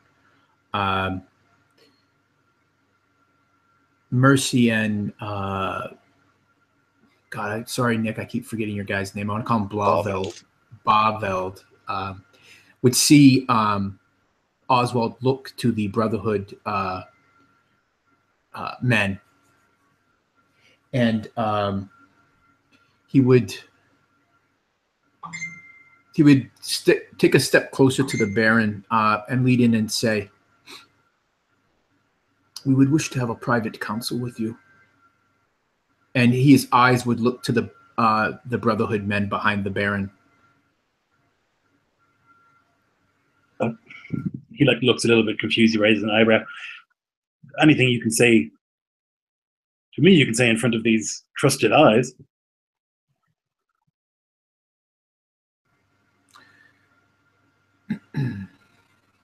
What we must talk about is for your ears only, Your Grace, not these men. In the course of our investigation, we'll have to speak to several people by themselves to make sure that the investigation is thorough. Oh yes, well that sounds reasonable. You see, this is why the Dawnhammers are who they are. He says to the people behind him, and like a bunch of them nod, and like a bunch of them look sternly straight ahead.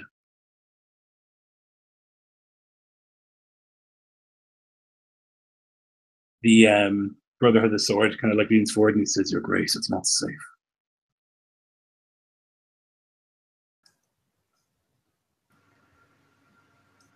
What do you imply, sir? That it is not safe? You believe that me and mine present a risk to His Grace? Only we are Dawnhammers, sir. Fear us. We investigate and protect the law. We do not break it. He like looks to the Baron, who like gives him a nod. With respect, Dawnhammers, it has been my life's duty to protect this Baron here, and it does me no favors to let him go quietly with armed men into a room on his own. There have been murders, you see, recently here in this town, and I am worried for his safety. Mercy looks at the guard. She said, "The murders happened before we came, so you know we're not part of them. And I've served the father through the judge. You've nothing to fear." And she gives her best persuasion there. I'm going to try and aid you with the help action by unbuckling my sword belt and presenting it to this wretched, sniveling sycophant.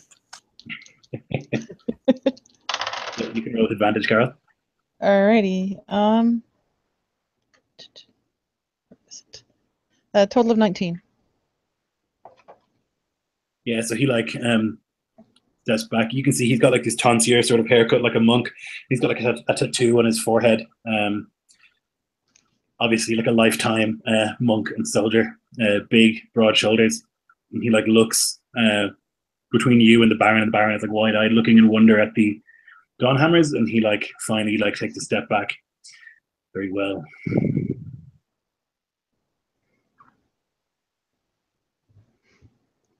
So then I would imagine we'll proceed into the next room with the Baron. The Baron claps his hands. Leave us, and they all begin filing out.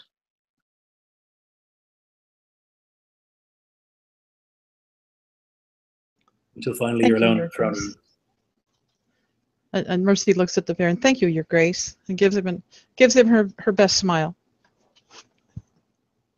Of course, Maximilian is just very protective of me. He has been my keeper since a young age.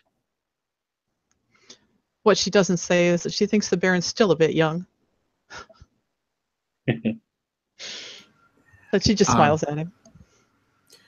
After the door is closed and we are alone with the Baron, Oswald would quickly ask him, Your Grace, who leads the Brotherhood of the Sword? Well, I suppose the Patriarch does, although Maximilian is their chapter master.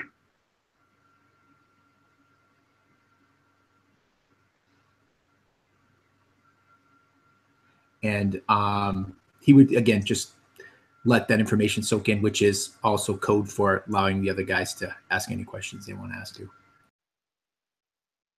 I want to see what he's wearing. So he's got this fine doublet, like looks every bit a lordling, you know, like a bowl haircut, like tight doublet, and a purple cloak.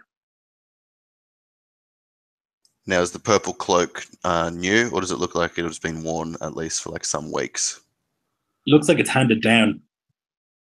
Okay. And is there any recent stitch work, patches or the like around the collar or like bits near the arm? Anything on the upper part of the purple cloak? You can give me an investigation, please. Oh my lord, I'm so bad at that. Yeah, I got a 9, so 8 all up. So, unless you think there's another skill that would apply, if you want to try that, but I think investigation makes the most sense. So my passive investigation is 19. So knowing what Oswald knows, he would probably be noticing this as well, or looking for those sorts of links as we're kind of going down every potential possibility. Yeah, you would see that this is like an old cloak passed down. It's got like sort of a fur, looks like a snow leopard around the fur around the collar. And it's like long sort of purple fabric. It has been like stitched and resewn several times, although none of them look recent. It looks like it's been in the family for centuries. It's the same cloak that the guy in the painting wore.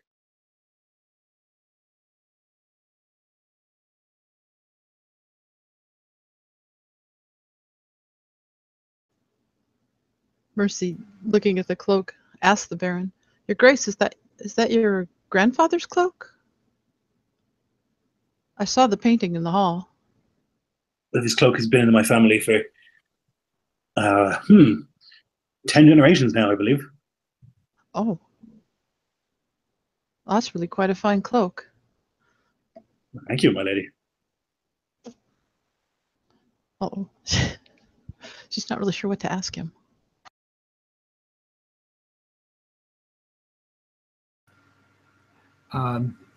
So Oswald would maybe seated now. He's pretty exhausted.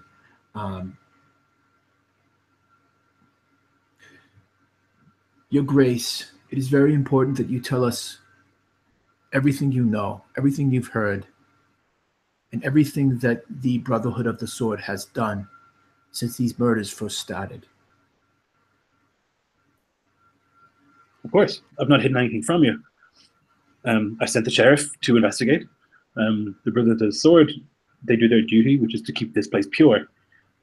And so, well, it seems that there was a bit of a misunderstanding, and they went and purified some of these crime scenes before the sheriff got there, which is unfortunate. Although they are trying to do their best. You know, they're trying to ensure that this place is safe and pure and that no heresy creeps in. I'll turn like with a grave, a grave expression inside my mask towards my companions, and with like severity, my voice will say, "Tampering with the crime scene of a murder is unlawful and a serious crime, and not even those of the faith can ignore the law." He says, like grimly to his companions, "We should investigate the Brotherhood of the Sword further, for by the Baron's own omission here, crime has been done by their hands." But they are holy men, good men. They keep us safe. They keep the rabble in line, and they're good men.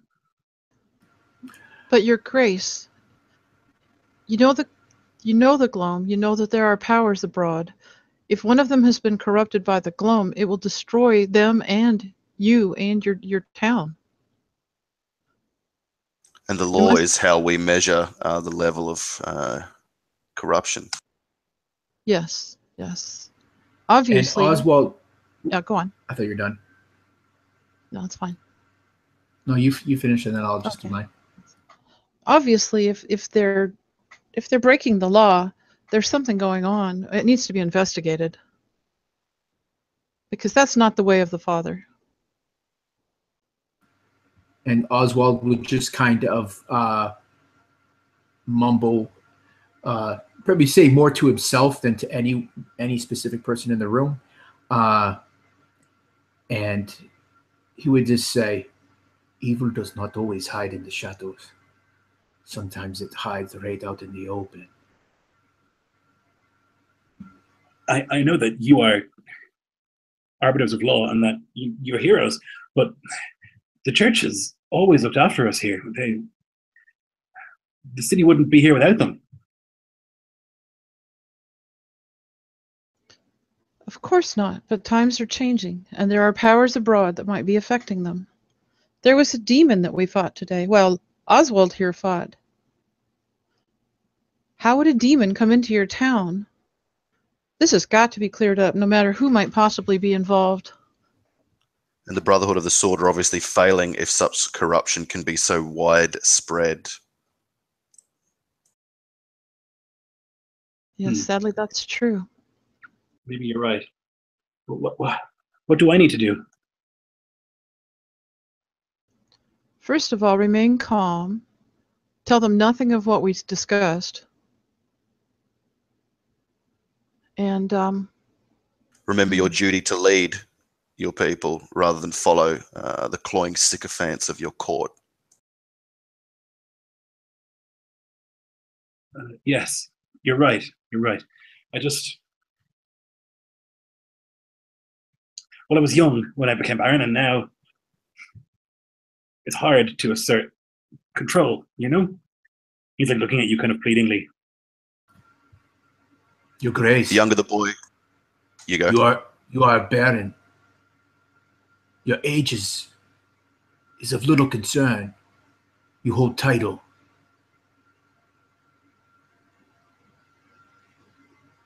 I'm trying to think of how the best way to say this, and any one of you can interrupt Oswald as he's. I want to say grab his backbone or something, but I'm trying to think of the best way to say it. So he would say, "You must steel yourself to lead your people. If you do not, you will fall into the shadow." And he would just kind of like lock eyes with the Baron at that, just kind of measuring him to see if this young man has the strength, the fortitude to do that. Sure, you can give me an insight maybe to get a read on him. Yeah, I might do the same if I may. Yep. All right, I will aid Nico on that, as I'm kind of locking eyes and Nico's kind of Barveld is kind of watching. So Okay. Yeah, I rolled better on the first, so it's going to be a 16 all up. Yeah, so your impression is that this was a boy who had like grown up with like meddling minders his whole life, you know? Obviously his parents aren't around for some reason, and so he's like grown up with the church and the guilds and everyone like breathing down his neck and like making decisions for him. So when he came of age, that kind of stayed the same way. And you can see that he wants to change that, but he doesn't know how.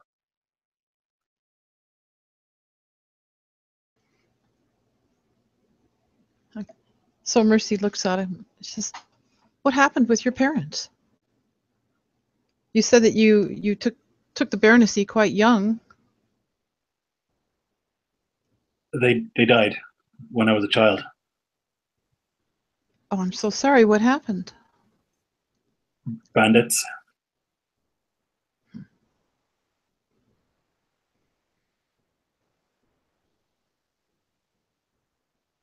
Yes, it is. Who told It you is that? time. Oh, okay, go on. The patriarch. I'm going to turn. Now, you guys can't see my burnt face from the mask, but you can imagine what kind of grotesque, like cynicism that would be played out there.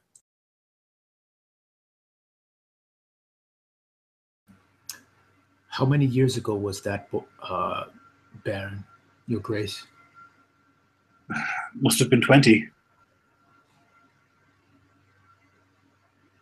And the Grand Patriarch has been the head of the church and all the cathedral all that time. He's very old, yes.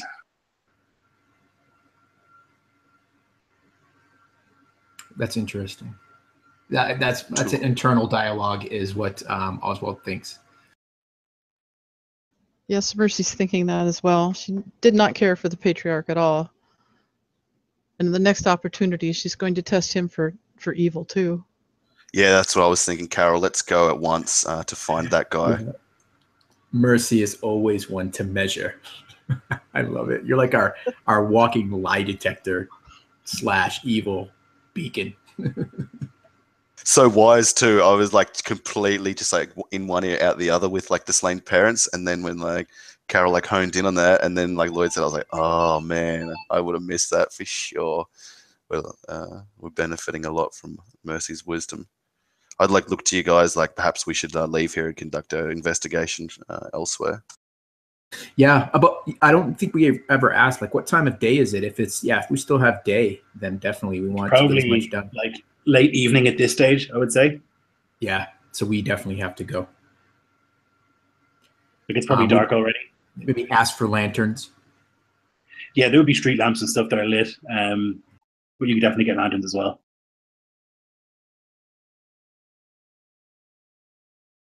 And you can leave the Baron. Before you leave, he says, when you solve this, could you stay for a little bit?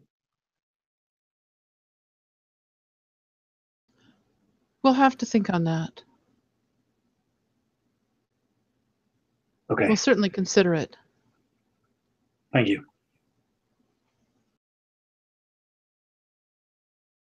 And you can walk out into the night, away from the castle, and towards the church, the cathedral. It's closed at this time of night. It's kind of like maybe 7 or 8 p.m. And you can see that like the people who were on the steps earlier aren't there. There are always 2 of these military monks standing outside, and the doors are closed. And as you approach, they say, "The cathedral is closed for the evening." Make way. We have a writ from the king. We conduct from the Baron. We conduct his business and have jurisdiction over you. Stand aside and unlock that door. One looks to the other, and the other looks to him, and they're kind of like, Do not make me speak twice, creature. one of them sets to unlocking the door.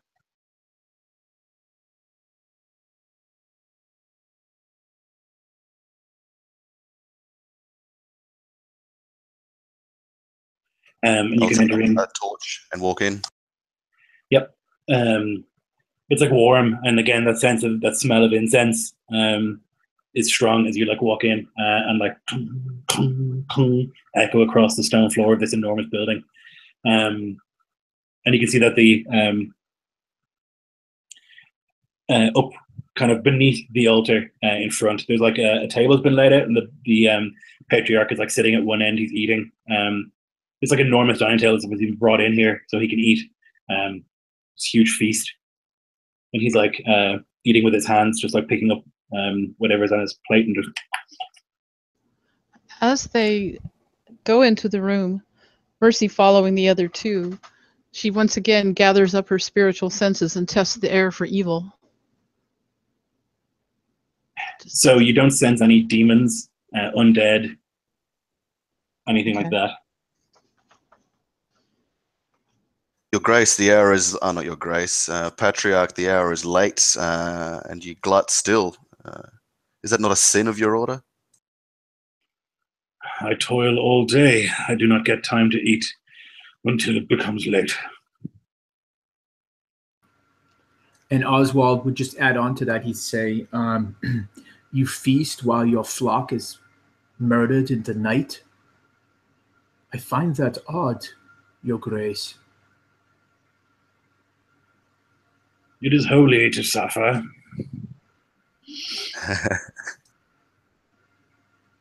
That would just cause is. the corners of Oswald's mouth to twist a bit.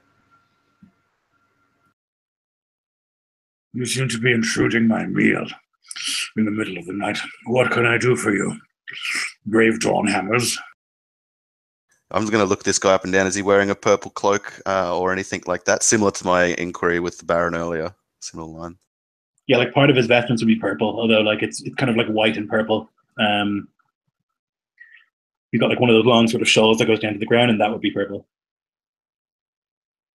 Yeah, I'm going to walk close to him, like in a peaceful manner, but really it's to gain like better purview of like looking him up and down to see from like the folds if anything might be like ripped, torn, or the like, or recently stitched. Yeah, you wouldn't see anything like that. It looks perfectly new and clean. What can you tell us, Patriarch, of the events of the death of the Baron and his wife? A tragedy, to be sure. The Baron had taken a trip to a neighboring city, and on the road, he and his caravan were accosted by brigands. What was that last bit? He buried them. They were accosted by brigands. Oh.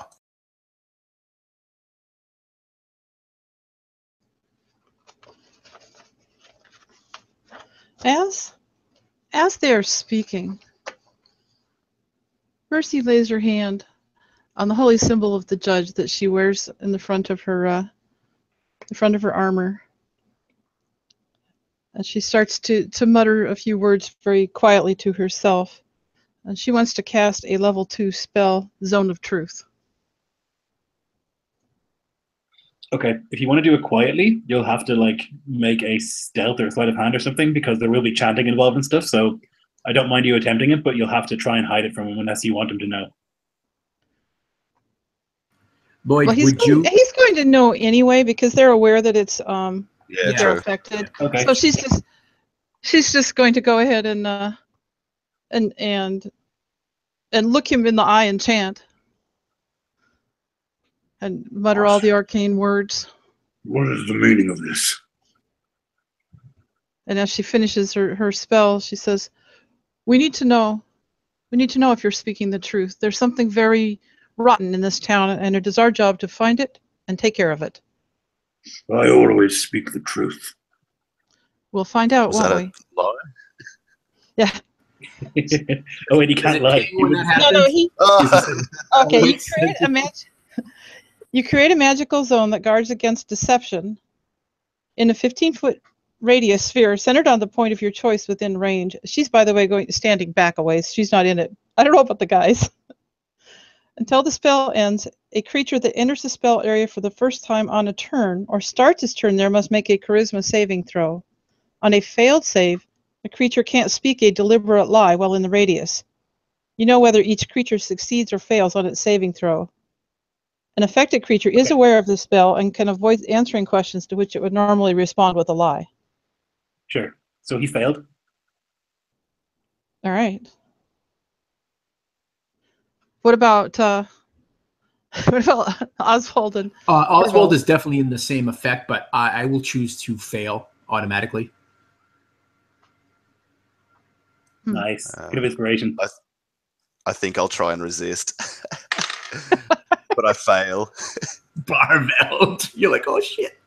And she's carefully standing, like, just outside the 15 feet because, it's just. Then she looks the patriarch in the eye, and she asks him again, "What do you know of the death of the Baron and his wife?" They were killed by brigands. Did you organize the brigands, or orchestrate them, or assist them? He goes to shake his head, but seemingly can't. Come now, speak up. Do you know of the bearers of purple responsible for at least one, if not all, of the murders of late? Many people in the city wear purple. But do you know them? Did you witness or know of these purple wearers doing murder? I am a holy man. You avoid my line of questioning, Glut. You have ensorcelled me. Only with divine truth. No ensorcelment for a holy man. It is not meant to bring you harm. It is meant to bring the truth forward. I'm a paladin. I'm a paladin of the judge, servant of the Father. And the truth is my purveyance. The truth is the gods have changed of late. I expect you know this. You have felt a silence from them. Or perhaps a voice, or many voices that you are not used to hearing when you pray. I do not listen to the voices that I am not used to hearing because they are not my God. But they are. The Gloam came from the gods first. I do not believe that evil can overcome the Father or his servant the judge. And I am the servant there. I'm going to step back so I'm not directly adjacent, but still in the zone of truth. Swear that you had no part to play in the murder of the Baron's family. The Baron needed guidance. This barony, the city needed guidance from the church.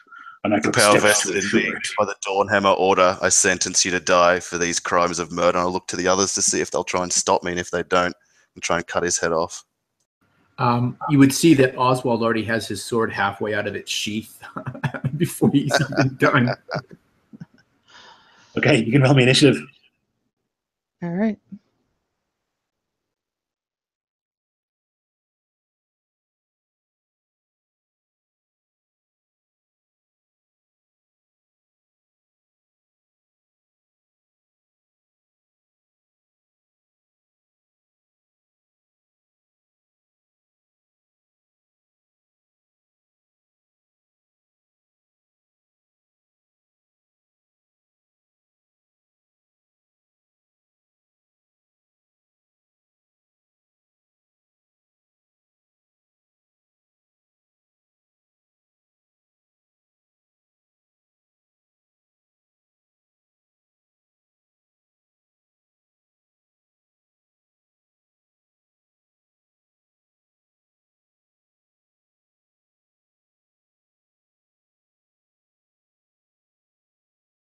So, yeah, you say your sentence, Barvel, then you act first. Okay, I'll draw my blades, and yeah, just going to try and hack away at his head. Going to do my 2 attacks. It's going to be a 21 and a 15. Both hit. Okay.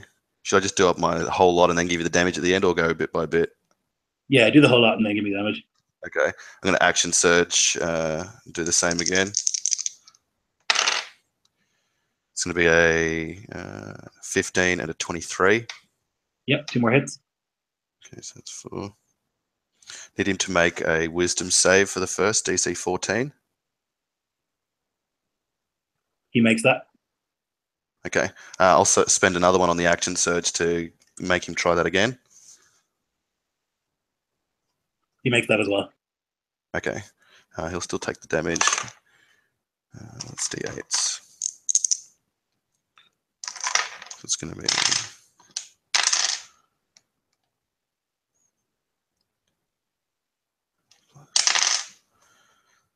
24 plus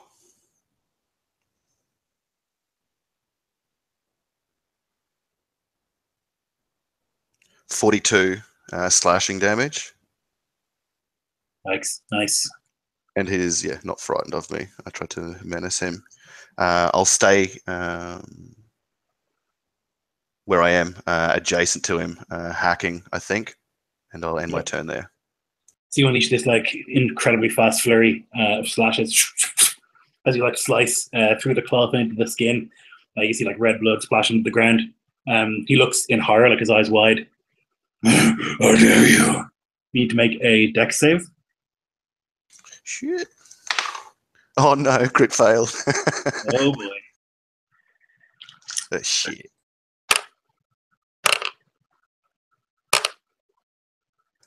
It's like 19 fire damage. Does a reaction on on your turn as you like slash into him with the final attack. How dare you? And he like brings his like long nailed hands up in like a sort of fist, and fire springs up beneath you. He like stumbles back from the chair. He's in this big heavy chair and like knocks it down to the ground. He's going to try and run away. So I need you can make an opportunity attack. Oh, I definitely will. I'm going to use my precise strike on that because it's questionable. It's going to be 19 to hit, which if a 15 hit before, I guess I hit again. And I'll make him make a third wisdom save, DC 14. Yeah, he kills it again. Okay. Where are we? So I still get to add the damage. It's pitiful. 3 and 8 is 11 slashing from me. Okay, yeah. So Oswald and Barbell, you both like take slashes at him as he like stands to rise and flee. He runs up to the altar and he begins to like mutter words to himself and move his hands around. And I don't know where like this like crack in reality appears, and like 100 hands come out of this crack and just like grab him and pull him into this other dimension seemingly, and he's gone.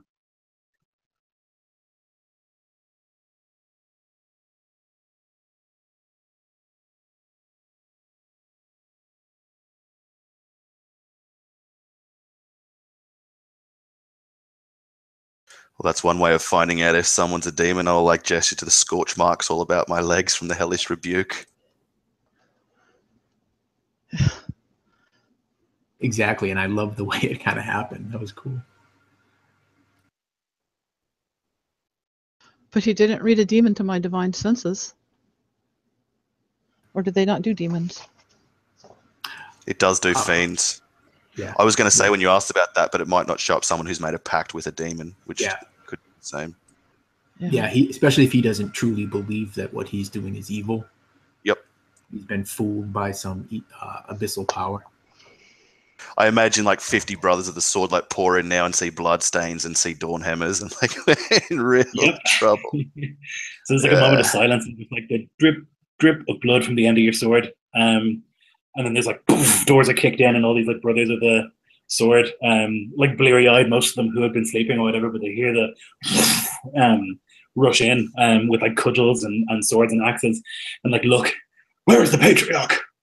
Fools, you were deceived. He was under demonic possession and attacked us with his infernal wrath. See here the scorch marks of demons upon me, and a great claw from his fell gods came and whisked him away from our divine retribution. You speak only falsehoods, and it is you, Dawnhammers, with your magic that have befouled this place. Mercy looks at them very coldly. She stands up tall next to Berwald. She's like, no, that is the truth. We stand here actually in a zone of truth. We cannot lie to you. And nor shall each of you as you come to stand before us in this zone, so that we can tell which of you are compliant and guilty in the crimes of your patriarch and which of you were just fooled. Come forth, we have the endorsement of the Baron in this endeavor, and pull rank over you. Do as you're commanded or face the consequences. There is Show no them the master hood. but the gods. Throw But down he your was no god. cudgels. He's no longer the patriarch that you've known all these years. He's been overcome by demon. And that corruption is eating Lies. away at the town. It's the cause of all the deaths. You speak lies. These must be I lies. cannot speak a lie. Come and stand with me and see if you can speak a lie. He like looks to the brothers on either side of him, either side of the cathedral, and he like spits on the ground. Kill them. I'm I will gonna oblige him. there. We're gonna have to do a part 2 on this because I know Lana has a game to get to, and there is a lot more to this. No. I never really like expected this to go so long, but like you guys role played like fuck, it was great, and I really want to awesome. finish this, so I'll try and schedule another one as soon as possible, because I don't want to leave this unfinished. I loved it. Oh no, it's too much fun. And hey, who knows? Maybe we'll continue it with even more than a part 2. I really enjoyed this, and I hope you guys did as well. I certainly did. My first Hopefully ever Lloyd much. game.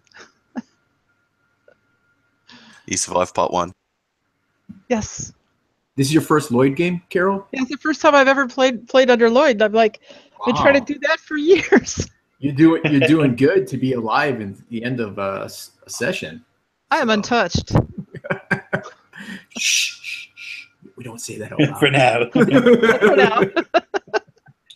But no, this was awesome, man. I literally felt the tension, that you would expect in a game like a horror game. Literally, my mind was racing, going, "What the fuck is going on? What the hell?" And when that thing fell from the beam, my mind did not want to say, "Yeah, it fell," because the image I had in my head, Lloyd, as you kind of just described it to me, was so like creepy. Yeah. Oh my God. Yeah, I loved it. I thought this was great. Like this weird sort of gothic. Like I've been to this like a town like this in Germany. Like they're everywhere, like these old medieval towns or whatever. But I just love the which you don't see as much in normal D&D games. Is like the church just like dominating proceedings, like it would have done in actual medieval history, which I love. No character more favorite to me than like a hideous fat patriarch. Just the best. Yeah. Oh, I'm He was loving revoltingly that. awesome. Yeah, he was so Yeah, good, that man. I whole- hated him straight away. And I'm really, really enjoying being in that position of being a faithful paladin standing against the church. Yeah, right. To me, that's just It really makes it even cool. more epic. Faith, Mercy, faith transcends the man-made church. Yes, and faith and Faith judgment is walk hand in hand. I'm proving it. Right on. Good, but for most of these men, they like serve the patriarch so Yeah. devotedly. Oh, yeah. There's no separation in them between like serving the gods and serving this man. There wouldn't be. No. I All right, mean, so that's thank you if exactly you right. watched. I hope you enjoyed this session. There will be a part 2 as soon as I am able to organize it. I'll put up a doodle directly after this game. And yeah, hope you had a good time. See you soon.